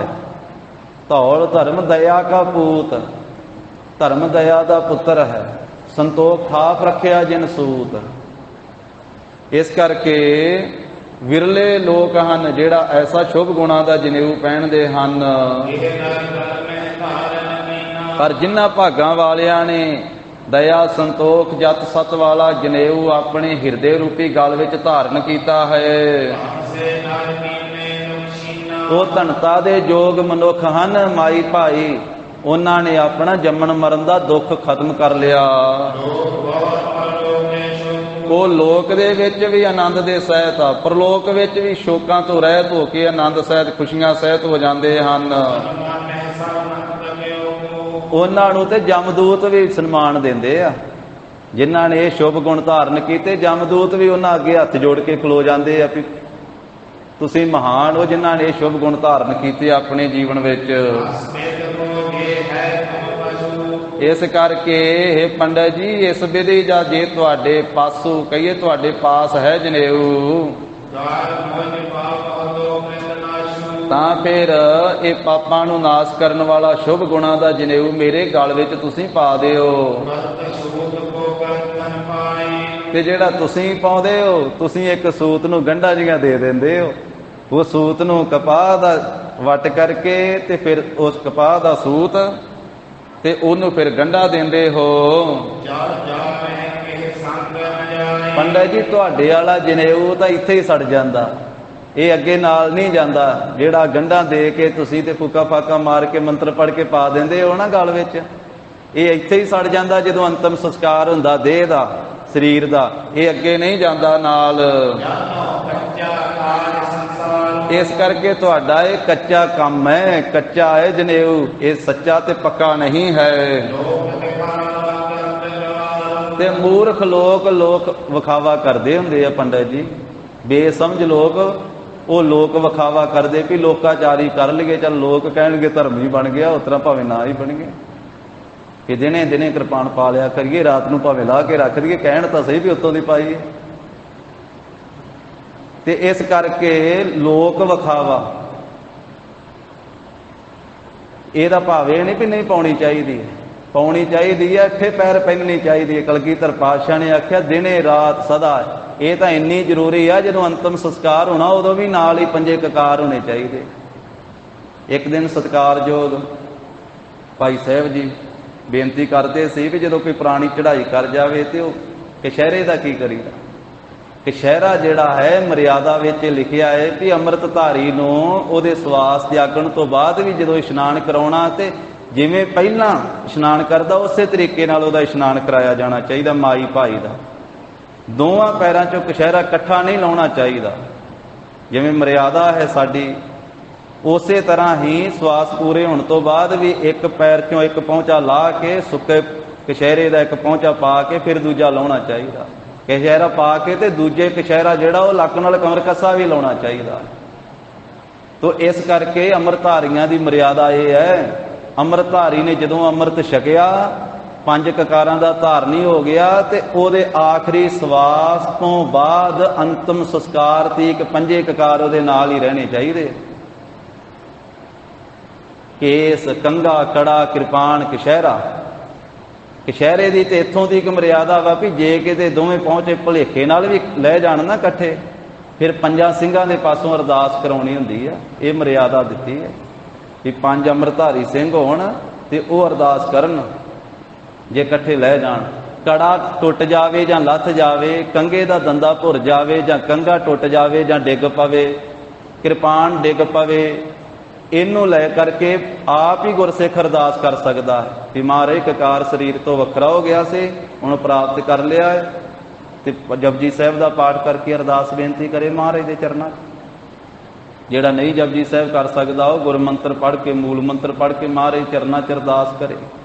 ਪਰ ਜੇ ਕਛਹਿਰਾ ਦੋਵਾਂ ਪਹੁੰਚਿਆਂ 'ਚੋਂ ਇਕੱਠਾ ਲੱਥ ਗਿਆ, ਫਿਰ ਇਜਾਜ਼ਤ ਨਹੀਂ ਵੀ ਇਕੱਲਾ ਆਪ ਨਹੀਂ ਅਰਦਾਸ ਕਰ ਸਕਦਾ, ਫਿਰ 5 ਅੰਮ੍ਰਿਤਧਾਰੀ ਸਿੰਘਾਂ ਨੂੰ ਬੇਨਤੀ ਕਰਨੀ ਪਵੇਗੀ। 5 ਅੰਮ੍ਰਿਤਧਾਰੀ ਸਿੰਘ ਅਰਦਾਸ ਕਰਨਗੇ ਮਹਾਰਾਜ, ਫਿਰ ਬਖਸ਼ਿਆ ਜਾਵੇਗਾ, ਨਹੀਂ ਤੇ ਲੋਕ ਵਿਖਾਵਾ ਰਹਿ ਜਾਵੇਗਾ। ਮਹਾਰਾਜ ਨੇ ਪੁੱਛਣਾ ਵੀ ਭਾਈ ਸਿੰਘਾ ਤੇਰਾ ਕਛਹਿਰਾ ਲੱਥਾ ਹੀ ਤੇ ਤੂੰ ਅਰਦਾਸ ਕਿਉਂ ਨਹੀਂ 5 ਸਿੰਘਾਂ ਤੋਂ ਕਰਾਈ। ਗੁਰਮਤ ਮਨ ਦੀ ਮੱਤ ਛੱਡਣੀ ਤੇ ਗੁਰੂ ਦੀ ਮੱਤ ਲੈਣੀ, ਇਹਦਾ ਹੀ ਨਾਮ ਹੈ ਗੁਰਮਤ, ਗੁਰੂ ਕੀ ਸਿੱਖਿਆ। ਤੇ ਸਤਿਗੁਰੂ ਕਹਿਣ ਲੱਗੇ ਕਿ ਇਹ ਜਿਹੜਾ ਕੱਚਾ ਕੰਮ ਹੈ ਤੁਹਾਡਾ, ਇਹ ਲੋਕ ਵਿਖਾਵੇ ਦਾ ਹੈ, ਜਨੇਊ ਇਹ ਤਾਂ ਇੱਥੇ ਹੀ ਸੜ ਜਾਂਦਾ ਹੈ। ਤੇ ਮੂਰਖ ਲੋਕ ਜਿਹੜੇ ਹਨ ਉਹ ਲੋਕ ਵਿਖਾਵਾ ਕਰਨ ਵਾਸਤੇ ਪਾਉਂਦੇ, ਸ਼ੁਭ ਗੁਣ ਨਹੀਂ ਧਾਰਨ ਕਰਦੇ ਹਨ। ਇਸ ਕਰਕੇ ਐਸੇ ਬਚਨ ਜਦੋਂ ਪੰਡਿਤ ਹਰਦਿਆਲ ਨੇ ਸੁਣੇ, ਰਸ ਵਾਲੇ ਮਹਾਰਾਜ ਦੇ ਬਚਨ, ਰੋਮ ਰੋਮ ਪ੍ਰਸੰਨ ਹੋ ਗਿਆ ਪੰਡਿਤ ਹਰਦਿਆਲ ਦਾ। ਬਹੁਤ ਜ਼ਿਆਦਾ ਹਿਰਦੇ ਵਿੱਚ ਖੁਸ਼ੀ ਹੋਈ, ਕਿਉਂਕਿ ਉਹਨੂੰ ਇਹ ਮਹਾਨ ਪਵਿੱਤਰ ਆਤਮਿਕ ਉਪਦੇਸ਼ ਪ੍ਰਾਪਤ ਹੋ ਰਿਹਾ ਸੀ। ਹੁਣ ਆਪਣੇ ਮਨ ਵਿੱਚ ਸੋਚਣ ਲੱਗਾ ਵੀ ਮੈਂ ਪਹਿਲੋਂ ਜੋ ਆਪਣੀ ਵਿਦਿਆ ਦੁਆਰਾ ਵਿਚਾਰ ਕੀਤੀ ਸੀ, ਗੱਲ ਕਹੀ ਸੀ ਮਹਾਰਾਜ ਦੇ ਪਿਤਾ ਜੀ ਨੂੰ, ਬਿਨਾਂ ਸੰਸ਼ੇ ਤੋਂ ਸਾਰੀਆਂ ਗੱਲਾਂ ਸੱਚੀਆਂ ਹੋ ਰਹੀਆਂ ਹਨ। ਇਹ ਮਹਾਨ ਅਵਤਾਰ ਪ੍ਰਗਟ ਹੋਏ ਹਨ, ਪਰ ਵਿਰਲੇ ਇਹਨਾਂ ਨੂੰ ਜਾਣਨਗੇ, ਬਹੁਤੇ ਅਣਜਾਣ ਹੀ ਰਹਿਣਗੇ। ਜਿਨ੍ਹਾਂ ਦੇ ਬਚਨ ਸੁਣ ਕਰਕੇ ਮੇਰਾ ਮਨ ਧੀਰਜ ਦੇ ਸਹਿਤ ਹੋ ਰਿਹਾ ਹੈ, ਮੇਰਾ ਮਨ ਟਿਕਾ ਦੇ ਸਹਿਤ ਹੋ ਰਿਹਾ ਹੈ। ਮੈਂ ਵੀ ਨਿਹਾਲ ਹੋ ਗਿਆ ਤੇ ਮੇਰੀ ਕੁਲ ਵੀ ਤਰ ਗਈ। ਮੈਂ ਆਪਣੀ ਬੰਸ ਦੇ ਸਮੇਤ ਕਿਰਤਾਰਥ ਹੋ ਗਿਆ, ਸਫਲਾ ਹੋ ਗਿਆ, ਕਿਉਂਕਿ ਮੇਰਾ ਜਜਮਾਨ ਬ੍ਰਹਿਮੰਡ ਦਾ ਮਾਲਕ ਬਣ ਗਿਆ। ਜਿਹੜਾ ਕਰੋੜਾਂ ਬ੍ਰਹਿਮੰਡਾਂ ਦਾ ਮਾਲਕ ਹੈ, ਮੈਂ ਉਹਦਾ ਪ੍ਰੋਹਿਤ ਬਣ ਗਿਆ, ਉਹ ਮੇਰਾ ਜਜਮਾਨ ਬਣ ਗਿਆ। ਇਸ ਕਰਕੇ ਮੈਂ ਨਿਹਾਲ ਹੋ ਗਿਆ ਆਪਣੀ ਸਾਰੀ ਕੁਲ ਦੇ ਸਮੇਤ, ਆਨੰਦ ਵਿੱਚ ਮਗਨ ਹੋ ਗਿਆ। ਮਸਤੀ ਚੜ ਗਈ ਪੰਡਿਤ ਹਰਦਿਆਲ ਨੂੰ, ਰੋਮ ਰੋਮ ਪ੍ਰਸੰਨ ਹੋ ਗਿਆ, ਉਹਦਾ ਮੁਖ ਚੋਂ ਬੋਲਿਆ ਨਹੀਂ ਜਾਂਦਾ ਹੈ। ਪਰ ਮਹਾਰਾਜ ਦੀ ਰਸਨਾ ਦੇ ਹੋਰ ਬਚਨ ਸੁਣਨ ਵਾਸਤੇ ਮਨ ਵਿੱਚ ਰੁਚੀ ਪੈਦਾ ਹੋ ਰਹੀ ਹੈ। ਹੋਰ ਵੀ ਪੰਡਿਤ ਬੈਠੇ ਹੋਏ ਸਨ, ਬੜੇ ਛਤਰੀ ਬੈਠੇ ਹੋਏ ਸਨ। ਸ਼ੁਭ ਨੀਤੀ ਕਹਿੰਦੇ ਵੀ ਉਹ ਸ਼ੁਭ ਨੀਤੀ ਦੇ ਅਨੁਸਾਰ ਉਹ ਆਪਣੀ ਪਿਛਲੀ ਚੱਲੀ ਆਉਂਦੀ ਰੀਤੀ ਨੂੰ ਜਾਣ ਕਰਕੇ ਬੋਲੇ। ਕਹਿੰਦੇ ਉਹ ਬਾਲਕ, ਹੇ ਨਾਨਕ, ਬਾਲਕ ਬੱਚਿਆ, ਇਹ ਜੱਗ ਦੇ ਵਿੱਚ ਪਵਿੱਤਰ ਹੋਣ ਵਾਲਾ ਵਾ। ਜੇ ਤੂੰ ਜਨੇਊ ਪਹਿਨ ਲਵੇਂਗਾ ਤੇ ਇਹਦੇ ਨਾਲ ਪਵਿੱਤਰ ਹੋ ਜਾਈਦਾ। ਹੋਰ ਬਜ਼ੁਰਗ ਜਿਹੜੇ ਸੀ ਨਾ ਪੰਡਿਤ ਤੇ ਛਤਰੀ, ਉਹ ਕਹਿਣ ਲੱਗੇ, ਰਿਸ਼ਤੇਦਾਰ ਵੀ ਕਹਿਣ ਲੱਗੇ, ਹੋਰ ਪਿੰਡ ਦੇ ਜਿਹੜੇ ਆਏ ਸੀ ਰਾਏ ਭੋਏ ਦੀ ਤਲਵੰਡੀ ਦੇ, ਉਹਨਾਂ ਵੇਖਿਆ ਵੀ ਇਹਨੇ ਤਾਂ ਲੱਗਦਾ ਪਾਉਣਾ ਹੀ ਨਹੀਂ, ਤੇ ਆਪਾਂ ਸਮਝਾਈਏ ਵੀ ਪੰਡਿਤ ਨੂੰ ਤਾਂ ਇਹ ਐਸਾ ਸਿੱਖਿਆ ਦੇ ਦਿੱਤੀ, ਐਸਾ ਉਪਦੇਸ਼। ਉਹ ਆਪਣੇ ਵੱਲੋਂ ਫਿਰ ਆਪਣੀ ਸ਼ੁਭ ਨੀਤੀ ਦੇ ਅਨੁਸਾਰ ਆਪੀ ਅਸੀਂ ਸਮਝਾਉਣੇ ਆ। ਕਹਿਣ ਲੱਗੇ ਪਿੱਛੋਂ ਚੱਲੀ ਆਉਂਦੀ ਰੀਤ ਹੈ। ਇਹ ਵੇਦ ਦੇ ਵਿੱਚ, ਵੇਦ ਦੇ ਪੰਥ ਵਿੱਚ, ਵੇਦ ਦੇ ਰਸਤੇ ਵਿੱਚ ਇਸ ਨੂੰ ਪਵਿੱਤਰ ਗਿਣਿਆ ਹੋਇਆ ਵੀ ਇਹ ਬਹੁਤ ਪਵਿੱਤਰ ਹੈ। ਇਹ ਪਰੰਪਰਾ ਚੱਲੀ ਆਉਂਦੀ ਹੈ ਯੁੱਗਾਂ ਤੋਂ, ਸਦੀਆਂ ਤੋਂ, ਕਿ ਜਨੇਊ ਪਾ ਕਰਕੇ ਸ੍ਰੇਸ਼ਟ ਧਰਮੀ ਬਣ ਜਾਈਦਾ ਹੈ। ਇਸ ਕਰਕੇ ਬ੍ਰਾਹਮਣ ਦਾ ਤੇ ਛਤਰੀ ਦਾ ਧਰਮ ਰਹਿੰਦਾ ਹੀ ਤਾਂ ਜੇ ਉਹ ਜਨੇਊ ਪਾਵੇ, ਉਹ ਤਾਂ ਪਵਿੱਤਰ ਹੁੰਦਾ ਹੈ। ਇਹ ਕੋਈ ਅੱਜ ਥੋੜਾ ਚੱਲਿਆ ਬਾਲਕਿਆ, ਇਹ ਤਾਂ ਬ੍ਰਹਮਾ ਤੋਂ ਚੱਲਿਆ ਆਇਆ ਹੈ ਜਨੇਊ। ਕਹਿੰਦੇ ਬ੍ਰਹਮਾ ਨੇ ਵੀ ਪਾਇਆ ਸੀ। ਉਹ ਬਜ਼ੁਰਗ ਕਹਿਣ ਲੱਗੇ ਇਹ ਤਾਂ ਬ੍ਰਹਮਾ ਤੋਂ ਚੱਲਿਆ ਆ ਰਿਹਾ ਹੈ। ਇਹ ਤਾਂ ਬ੍ਰਹਮਾ ਦੇ ਪੁੱਤਰ ਸਨਕ, ਸਨੰਦਨ, ਸਨਾਤਨ, ਸਨਤ ਕੁਮਾਰ ਆਦਿਕਾਂ ਸਾਰਿਆਂ ਨੇ ਪਾਇਆ ਹੈ। ਜੇ ਅਸੀਂ ਕੋਈ ਨਵੀਂ ਗੱਲ ਕੀਤੀ ਹੋਵੇ ਜਨੇਊ ਪਾਉਣ ਵਾਲੀ, ਇਹ ਸ੍ਰੇਸ਼ਟ ਮਤ ਵਾਲੇ ਸਿਆਣੇ ਬਾਲਕ, ਤਾਂ ਤੁਸੀਂ ਇਸ ਨੂੰ ਉਲਟਾਓ, ਤਾਂ ਤੁਸੀਂ ਇਸ ਨੂੰ ਬਦਲੋ। ਜੇ ਅਸੀਂ ਨਵੀਂ ਕੋਈ ਗੱਲ ਕੀਤੀ ਹੋਵੇ, ਇਹ ਤਾਂ ਜਿਉਂ ਸ੍ਰਿਸ਼ਟੀ ਪੈਦਾ ਹੋਈ ਹੈ, ਕਹਿੰਦੇ ਵੀ, ਕਿਉਂਕਿ ਬ੍ਰਾਹਮਣ ਵੀ ਇਹ ਗੱਲ ਹੀ ਕਹਿੰਦਾ ਨਾ, ਉਹ ਕਹਿੰਦਾ ਵੀ ਮੈਂ ਆਦਿ ਗੁਰੂ ਹੀ ਹਾਂ, ਚੌਹਾਂ ਯੁੱਗਾਂ ਦਾ ਹੀ ਗੁਰੂ ਆ। ਪਰ ਇਹ ਤਾਂ ਮਹਾਰਾਜ ਸਾਹਿਬ ਜੀ ਨੇ ਸਮੇਂ ਸਮੇਂ ਤੇ ਫਿਰ ਉਪਦੇਸ਼ ਦਿੱਤਾ ਜਾਂ ਭਗਤਾਂ ਨੇ ਦਿੱਤਾ। ਭਗਤ ਕਬੀਰ ਸਾਹਿਬ ਜੀ ਨੂੰ ਵੀ ਕਹਿੰਦਾ ਸੀ, ਇੱਕ ਬ੍ਰਾਹਮਣ ਮਿਲਿਆ, ਉਹ ਕਹਿੰਦਾ ਵੀ ਅਸੀਂ ਗੁਰੂ ਹੁੰਨੇ ਆ ਚੌਹਾਂ ਯੁੱਗਾਂ ਦੇ। ਉਹ ਕਹਿਣ ਲੱਗੇ ਵੀ ਠੀਕ ਆ ਪੰਡਤਾ, ਹੋਵੇਂਗਾ ਪਰ ਸਾਡਾ ਗੁਰੂ ਨਹੀਂ ਤੂੰ ਹੈਗਾ, ਸੰਸਾਰ ਦਾ ਹੋਵੇਂਗਾ, ਵੀ ਸੰਸਾਰ ਤੇਰੇ ਮਗਰ ਲੱਗਾ ਰਵੇ, ਤੂੰ ਭਗਤਾਂ ਦਾ ਗੁਰੂ ਨਹੀਂ। ਕਬੀਰ ਬਾਹਮਣ ਗੁਰੂ ਹੈ ਜਗਤ ਕਾ, ਭਗਤਨ ਕਾ ਗੁਰ ਨਾਹੇ, ਅਰਜ ਉਰਜ ਕੈ ਪਾਚਮੂਆ, ਚਾਰਹੁ ਬੇਦਹੁ ਮਾਹੇ। ਤੂੰ ਫਸਿਆ ਰਹੇ ਉਧਰ, ਅਸੀਂ ਨਹੀਂ ਤੇਰੇ ਕਰਮ ਕਾਂਡ 'ਚ ਫਸਣਾ। ਭਗਤ ਕਬੀਰ ਸਾਹਿਬ ਜੀ ਨੂੰ ਵੀ ਪਾਉਣ ਲੱਗੇ ਸੀ। ਤੇ ਭਗਤ ਜੀ ਦਾ ਤੇ ਫਿਰ ਵੀਰ ਰਸ ਵਾਲਾ ਹੀ ਸੁਭਾਅ ਸੀ। ਭਗਤ ਕਬੀਰ ਸਾਹਿਬ ਜੀ ਦਾ ਵੱਖਰਾ ਵੱਖਰਾ ਸੁਭਾਅ ਹੁੰਦਾ ਹੈ। ਭਗਤ ਕਬੀਰ ਸਾਹਿਬ ਜੀ ਤੇ ਉਸੇ ਵੇਲੇ ਉੱਤਰ ਦੇਣ ਵਾਲਾ ਉਹਨਾਂ ਦਾ ਵੀ ਸੁਭਾਅ। ਜਦੋਂ ਉਹਨਾਂ ਨੂੰ ਪਾਉਣ ਲੱਗੇ ਸੀ, ਉਹਨਾਂ ਨੂੰ ਸੁਨਤ ਕਰਨ ਲੱਗੇ ਸਨ। ਉਹਨਾਂ ਜਦੋਂ ਸੁਨਤ ਕਰਨ ਲੱਗੇ ਸੀ ਨਾ ਭਗਤ ਜੀ ਦੀ, ਤੇ ਉਹਨਾਂ ਨੇ ਫਿਰ ਆਖਿਆ ਸੀ ਕਿ ਮੈਂ ਨਹੀਂ ਇਹ ਸੁਨਤ ਕਰਾਉਣੀ। ਕਹਿਣ ਲੱਗੇ ਇਹ ਤਾਂ ਸ਼ੁਰੂ ਤੋਂ ਚੱਲੀ ਆਉਂਦੀ ਹੈ ਰੀਤ, ਪਿੱਛੋਂ ਹੀ। ਕਹਿੰਦੇ ਵੀ ਸਾਰੇ ਤਾਂ ਹੀ ਧਰਮੀ ਹੁੰਦੇ ਜੇ ਸੁਨਤ ਕੀਤੀ ਜਾਵੇ। ਤੇ ਭਗਤ ਜੀ ਨੇ ਫਿਰ ਉੱਤਰ ਦਿੱਤਾ ਸੀ ਕਿ ਸੁਨਤ ਕੀਏ ਤੁਰਕ ਜੇ ਹੋਏਗਾ, ਔਰਤ ਕਾ ਕਿਆ ਕਰੀਏ, ਅਰਧ ਸਰੀਰੀ ਨਾਰ ਨਾ ਛੋੜੈ, ਤਾਂ ਤੇ ਹਿੰਦੂ ਹੀ ਰਹੀ ਹੈ। ਤੋ ਇਸ ਤਰੀਕੇ ਦੇ ਨਾਲ ਹੀ ਮਹਾਰਾਜ ਸਾਹਿਬ ਜੀ ਨੂੰ ਇਹ ਕਹਿਣ ਲੱਗੇ ਕਿ ਇਹ ਪਿੱਛੋਂ ਹੀ ਚੱਲੀ ਆਉਂਦੀ ਰੀਤ ਹੈ, ਜੇ ਅਸੀਂ ਨਵੀਂ ਚਲਾਈ ਹੋਵੇ ਤਾਂ ਤੁਸੀਂ ਇਹਨੂੰ ਬਦਲੋ। ਇਸ ਕਰਕੇ ਹੇ ਬਾਲਕੇ, ਜਿਹੜੀ ਕੁੱਲ ਦੀ ਰੀਤ ਹੁੰਦੀ ਨਾ ਖਾਨਦਾਨ ਦੀ, ਉਹਦੇ 'ਚ ਚੱਲੀਦਾ ਹੁੰਦਾ ਵਾ। ਇਹ ਆਪਣੀ ਪਿਛਲੀ ਚੱਲੀ ਆਉਂਦੀ ਰੀਤ, ਇਹਦੇ 'ਚ ਹੀ ਚੱਲੋ। ਤੁਸੀਂ ਕਿਉਂ ਸਾਰਿਆਂ ਤੋਂ ਵੱਖਰਾ ਚੱਲਣਾ ਚਾਹੁੰਦੇ ਹੋ? ਕੁਝ ਰੀਤਾਂ ਐਸੀਆਂ ਸਾਧ ਸੰਗਤ ਜੀ ਜਿਹੜੀਆਂ ਤੇ ਹੈ ਧਰਮ ਦੀਆਂ ਰੀਤਾਂ ਮਰਿਆਦਾਵਾਂ, ਉਹਦੇ ਅਨੁਸਾਰ ਤੇ ਚੱਲਣਾ ਪੈਂਦਾ ਹੈ। ਤੇ ਕੁਝ ਹੁੰਦੀਆਂ ਰੀਤਾਂ ਪੁੱਠੀਆਂ ਜਿਹੀਆਂ ਹੀ ਸੰਸਾਰ ਤੇ ਚੱਲੀਆਂ ਆਉਂਦੀਆਂ, ਭਾਵੇਂ ਉਹ ਪਿੱਛੋਂ ਹੀ ਚੱਲੀਆਂ ਹੋਣ, ਕਈ ਵਾਰੀ ਉਹਨਾਂ ਨੂੰ ਤਿਆਗਣਾ ਵੀ ਪੈਂਦਾ ਹੈ, ਬਦਲਣਾ ਵੀ ਪੈਂਦਾ। ਇਹ ਨਹੀਂ ਵੀ ਜੇ ਜੀ ਸਾਡੇ ਬਜ਼ੁਰਗ ਵੀ ਆਹ ਕੰਮ ਕਰਦੇ ਸੀ, ਸਾਡੇ ਦਾਦੇ ਕਰਦੇ ਸੀ, ਪੜਦਾਦੇ ਕਰਦੇ ਵੀ ਅਸੀਂ ਵੀ ਉਸੇ ਰੀਤ ਹੀ ਚੱਲਣਾ। ਕਈ ਵਾਰੀ ਉਹ ਕਬਰਾਂ ਨੂੰ ਮੰਨਦੇ ਹੋਣ ਤੇ ਉਸੇ ਪਾਸੇ ਨੂੰ ਕਹਿੰਦੇ ਜੀ ਇਹ ਤਾਂ ਰੀਤ, ਇਹ ਤਾਂ ਪਿੱਛੋਂ ਚੱਲੀ ਆਉਂਦੀ ਰੀਤ, ਪਿੱਛੋਂ ਵੀ ਸ੍ਰਿਸ਼ਟੀ ਦੇ ਆਦਿ ਤੋਂ ਚੱਲੀ ਆਉਂਦੀ। ਵੀ ਕੋਈ ਜੇ ਵਹਿਮੀ ਭਰਮੀ ਕੋਈ ਇੱਧਰ ਨੂੰ ਤੁਰ ਪਿਆ ਤੇ ਥੋੜਾ ਵੀ ਹੁਣ ਖਾਨਦਾਨ ਨੂੰ ਉੱਧਰ ਹੀ ਤੁਰਿਆ ਜਾਣਾ। ਕੁਝ ਜਿਹੜੀਆਂ ਐਸੀਆਂ ਰੀਤਾਂ ਉਹ ਛੱਡਣੀਆਂ ਪੈਂਦੀਆਂ, ਪਰ ਛੱਡਣ ਨਹੀਂ ਦਿੰਦਾ ਪਰਿਵਾਰ ਟੱਬਰ।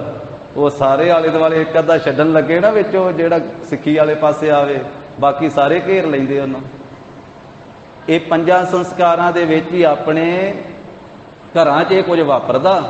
ਜਨਮ ਸੰਸਕਾਰ ਦੇ ਟਾਈਮ ਤੇ ਵੀ ਕਹਿੰਦੇ ਵੀ ਨਾ ਜੀ ਅਸੀਂ ਤੇ ਬਜ਼ੁਰਗ ਦੀ ਗੁੜਤੀ ਦੇਣੀ ਆ, ਰੀਤ ਚੱਲੀ ਉਹਦੀ। ਕਹਿੰਦੇ ਵੀ ਸਾਡੇ ਫਲਾਣੇ ਨੂੰ ਵੀ ਉਹਨੇ ਦਿੱਤੀ ਸੀ ਗੁੜਤੀ, ਉਹਨੂੰ ਵੀ ਇਹਨੇ ਦਿੱਤੀ ਸੀ ਗੁੜਤੀ, ਅਸੀਂ ਤੇ ਉਹੀ ਗੁੜਤੀ ਦੇਵਾਂਗੇ। ਪਰ ਮਹਾਰਾਜ ਨੇ ਆਖਿਆ ਵੀ ਜਿਹੜੇ ਬੱਚੇ ਨੂੰ ਗੁੜਤੀ ਦੇਣੀ ਆ, ਜਪਜੀ ਸਾਹਿਬ ਦਾ ਪਾਠ ਕਰੋ, ਆਨੰਦ ਸਾਹਿਬ ਦਾ ਪਾਠ ਕਰੋ, ਸਰਬਲੋਹ ਦੇ ਬਾਟੇ 'ਚ 5 ਪਤਾਸੇ ਪਾਓ, ਸਰਬਲੋਹ ਦੀ ਕਿਰਪਾਨ ਨਾਲ ਘੋਲ ਕੇ ਅਰਦਾਸ ਬੇਨਤੀ ਕਰਕੇ ਤੇ ਅੰਮ੍ਰਿਤ ਦੀ ਗੁੜਤੀ ਦਿਓ ਬੱਚੇ। ਇਸੇ ਤਰ੍ਹਾਂ ਹੀ ਬਾਕੀ ਵਿਆਹ ਦੇ ਮੌਕੇ ਤੇ ਉਦੋਂ ਕਈ ਤਰ੍ਹਾਂ ਦਾ ਪਖੰਡ ਕੀਤਾ ਜਾਂਦਾ। ਕਹਿੰਦੇ ਇਹ ਪਿੱਛੋਂ ਚੱਲੀਆਂ ਆਉਂਦੀਆਂ ਰੀਤਾਂ ਜੀ। ਜਦੋਂ ਕੋਈ ਪੁਰਾਣੀ ਕਢਾਈ ਕਰ ਜਾਵੇ ਫਿਰ ਤਾਂ ਬਹੁਤੀਆਂ ਹੀ ਪੁੱਠੀਆਂ ਰੀਤਾਂ ਹੁੰਦੀਆਂ ਆਪਣੇ। कदी वो मंजा आ पुट्ठा कर लैणगे, कदी सीधा कर लैणगे। हुण भावें इहनूं घुमाई जाओ, हुण उठण थोड़ा लगा वा पुट्ठा सीधा करना। कहंदे भी अध विचाले जाके ना फिर वो रखणगे एक थां ते रख के, ते फिर दूजे बन्ने नूं जे लत्तां होण ते दूजे बन्ने नूं सिर करनगे वो मंजे दा। फिर जाके शमशान घाट दे विच फिर घड़ा भन्निया जांदा। जे कोई पुछे भी ये काहदे वास्ते भन्निया जांदा जी, कहंदे पिछों चली आउंदी रीत, भी पिछों चली आउंदी आ ते बंद नहीं करनी आपां, भी हुण आपां बाणी पढ़दे हाँ भी। फिर उदों बाद अंतिम संस्कार वेले कई कुछ संस्कार करन तो बाद माइयां ही नहीं पेश जाण दिंदियां। वो कहणगियां भी जदों फिर अंगीठा इकट्ठा किया जाता ना, तो उत्थे जाके पता नहीं वो रुट गईयां पका के रखी जाणगे। हुण जे भाई साहब अरदास करन ते लै जांदे भाई साहब नूं पियाओ जी शमशान घाट च, पर मनदा उहदी कोई नहीं कर्म वाला। कि उहनूं पुछ भी लओ भी तुसीं बाणी पढ़न आए, सानूं दसो भी आ करना चाहिए कि नहीं करना चाहिए। बस उहदे तो अरदास ही कराउणी है, उहदी मन्नणी कोई नहीं, कुछ नहीं उहनूं पुछना। कि उत्थे फिर चार किल्लियां जिहियां कड्ढणगे, उहदे वाले दुआले धागा जिहा वलेटणगे। उत्थे कई विच पीढ़ियां रखी जांदे हुंदे संस्कार करन लग्गिया, कहंदे जी आ पीढ़ी रखो, इन्हां दी अगे पीढ़ी चलदी रहे। हुण पीढ़ी विच सड़न पीढ़ी चली जाऊगी, कोई कुछ करदा। ये सारियां कुरीतियां वा। सानूं महाराज साहब ने जो मर्यादा दित्ती, भाई अरदास करके अंतिम संस्कार करो, कीर्तन सोहले का पाठ करो, गुरुद्वारे साहब आकर के अलाणियां का पाठ करो, कड़ाह प्रशादी देग वरताओ, ते बाणी पढ़ो, श्री सहज पाठ कराओ जां श्री अखंड पाठ साहब कराओ। बाकी तो वहम भरम। फिर कहणगे भी आ जी जिहड़े चुक के लैके गए ना, इन्हां नूं ही रोटी खवाउणी, कहंदे कंध ही लगे ही आ चार जण, वो तो जिन्नी मर्जी उहदी व्याख्या करी जाओ। इसे तरह उन्हें आख्या जी ये तो पिछों चली आउंदी रीत है, कई रीतां छड्डणियां पैंदियां, वो रीतां नहीं हुंदियां, वो करीतां हुंदियां, माड़ियां रीतां। बाबा जी ने भी कहन लगे जी ये तो कुल दी चली आउंदी, खानदान दी चली आउंदी रीत है पिछों जुगां तों। क्यों तुम सब ते चहो निराली, तुसी सारियां तो वखरे क्यों चलना चाहुंदे हो। ते सुन करके इस तरह का वो जिहड़े होर आए सी ना श्रेष्ठ पंडित, उन्हां दा बोल सुन करके उन्हां दी गल दे उत्ते तर्क करदियां होइयां महाराज साहब जी उन्हां दी गल नूं खंडन करदियां होइयां, उन्हां दे मत दा खंडन करदियां होइयां बोले। महाराज कहन लगे भी की ये चली आउंदी पिछों रीत वा जिहड़ी तुसीं कहंदे हो कि 4 कौडियां दा मुੱਲ जनेऊ जिहड़ा तुसीं बाजार चों लै आंदा, 4 कौडियां दा मुੱਲ मंगवा लिया है, इत्थे चौंके विच बह करके ते गल विच जनेऊ पा दिता जांदा है।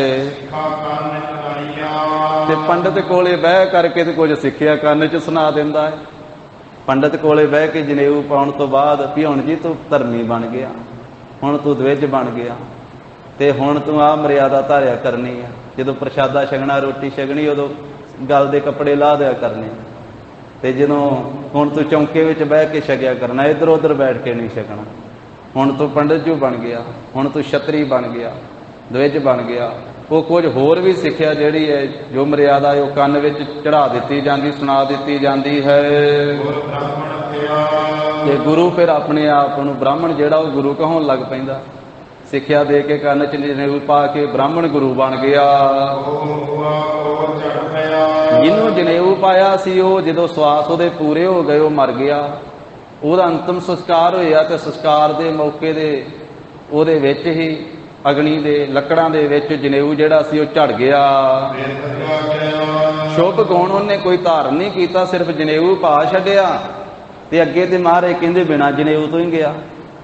हुण कल्ला सूत दा जनेऊ गल च पा छड्डे ते महाराज कहंदे शुभ गुण जीवन च कोई धारण ही ना करे, ते जदों अंतिम संस्कार हो जाता ते अगे ਉਹਦਾ जीव आत्मा जाती है ते अगे जनेऊ तो बिना ही गया, उथे कोई गुण नहीं धारण किया। तो इस प्रकार की हालत जिहड़ी है महाराज कहंदे जीव दी है। अगे होर भी उपदेश देणगे भी ये जनेऊ पा करके जीव करदा की फिरदा, लख चोरियां, लख जारियां, लख कूड़ियां, लख गाल।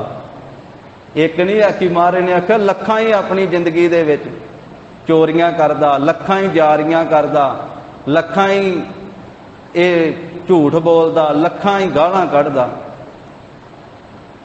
लखां ही ठगियां बेईमानियां करदा, लख ठगियां पहनामियां रात दिनस जी नाल, इहदे अंदरले दे नाल दिने रात एक कर्म रहिंदे।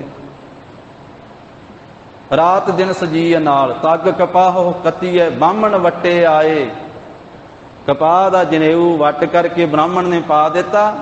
तग कपाहो कतीए बामण वट्टे आए। कोहे बकरा रिन खाया सब को आखे पाए। बकरे नूं कोह के रिन के खा लिया ते सारियां ने वधाइयां दे दित्तियां जी जनेऊ पै गया जनेऊ पै गया। मारे कहंदे तुसीं ते वधाइयां देणगीਆਂ ही बकरा खा के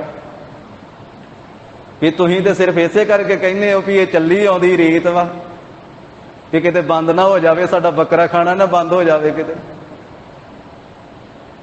तुसीं तां ही तां रीत बनाई है भी चली आउंदी रीत। कोहे बकरा रिन खाया सब को आखे पाए।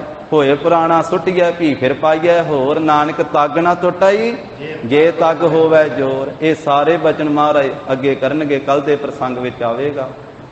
तो गुरु साहब जी ये कल्ले जनेऊ की गल नहीं साध संगत जी। ये पंडित जनेऊ पाउण वास्ते आया सी तां उहदे नाल महाराज ने जनेऊ की गल कीती है। किसी भी धर्म दे विच कल्ला धार्मिक लिबास धर्म के चिन्ह पहनण दे नाल मनुख धर्मी नहीं बन सकता जिन्ना चिर वो अपने अंदर धर्म के गुण नहीं धारण करता। पंज ककार साडे धर्म च पंज ककार पहन के जे ये सारा कुछ ही करता वो भी लख चोरियां लख जारियां लख कूड़ियां लख गाल लख ठगियां पहनामियां रात दिन सजीए नाल असीं भी जे सब कुछ ही करते हैं तो फिर कल्ले कृपान पाउण दे नाल कशहरा ते ये पंज ककार पहनण नाल भी धर्मी नहीं बनिया जा सकता। पंज ककार पहन के जो पंज ककार कहिंदे आ उन्हां गुणां नूं भी धारण करना पवेगा। बाणी भी पढ़नी पवेगी नाम भी जपना पवेगा रहितां विच रहना पवेगा कुरैतां त्यागणियां पैणगीਆਂ। गुरु जी के पावन इतिहास की विचार सांझी करदे हां। होईयां भुल्लां चुक्कां दी सतगुरु जी गुर संगत जी खिमा देनी। देहो सज्जणे असीस अड़ियां ज्यों होवै साहिब स्यों मेल। वाहिगुरु वाहिगुरु वाहिगुरु वाहिगुरु। हे गोविंद हे गोपाल हे दयाल लाल। प्राणनाथ अनाथ सखे दीन दर्द निवार। हे समर्थ अगम पूरन मोहे मया तार। अंधकूप महापयान नानक पार। आए प्रभ शरणागति कृपा नित दयाल। एक अक्षर हर मन बसत नानक होत निहाल। कथा निता प्रत होत है सुनो सिंह सुजान। नानक गुर गोविंद सिंह जी सदा करे। नानक गुर गोविंद सिंह जी सदा करे कल्याण। वाहिगुरु जी का खालसा वाहिगुरु जी की फतेह। सत श्री अकाल।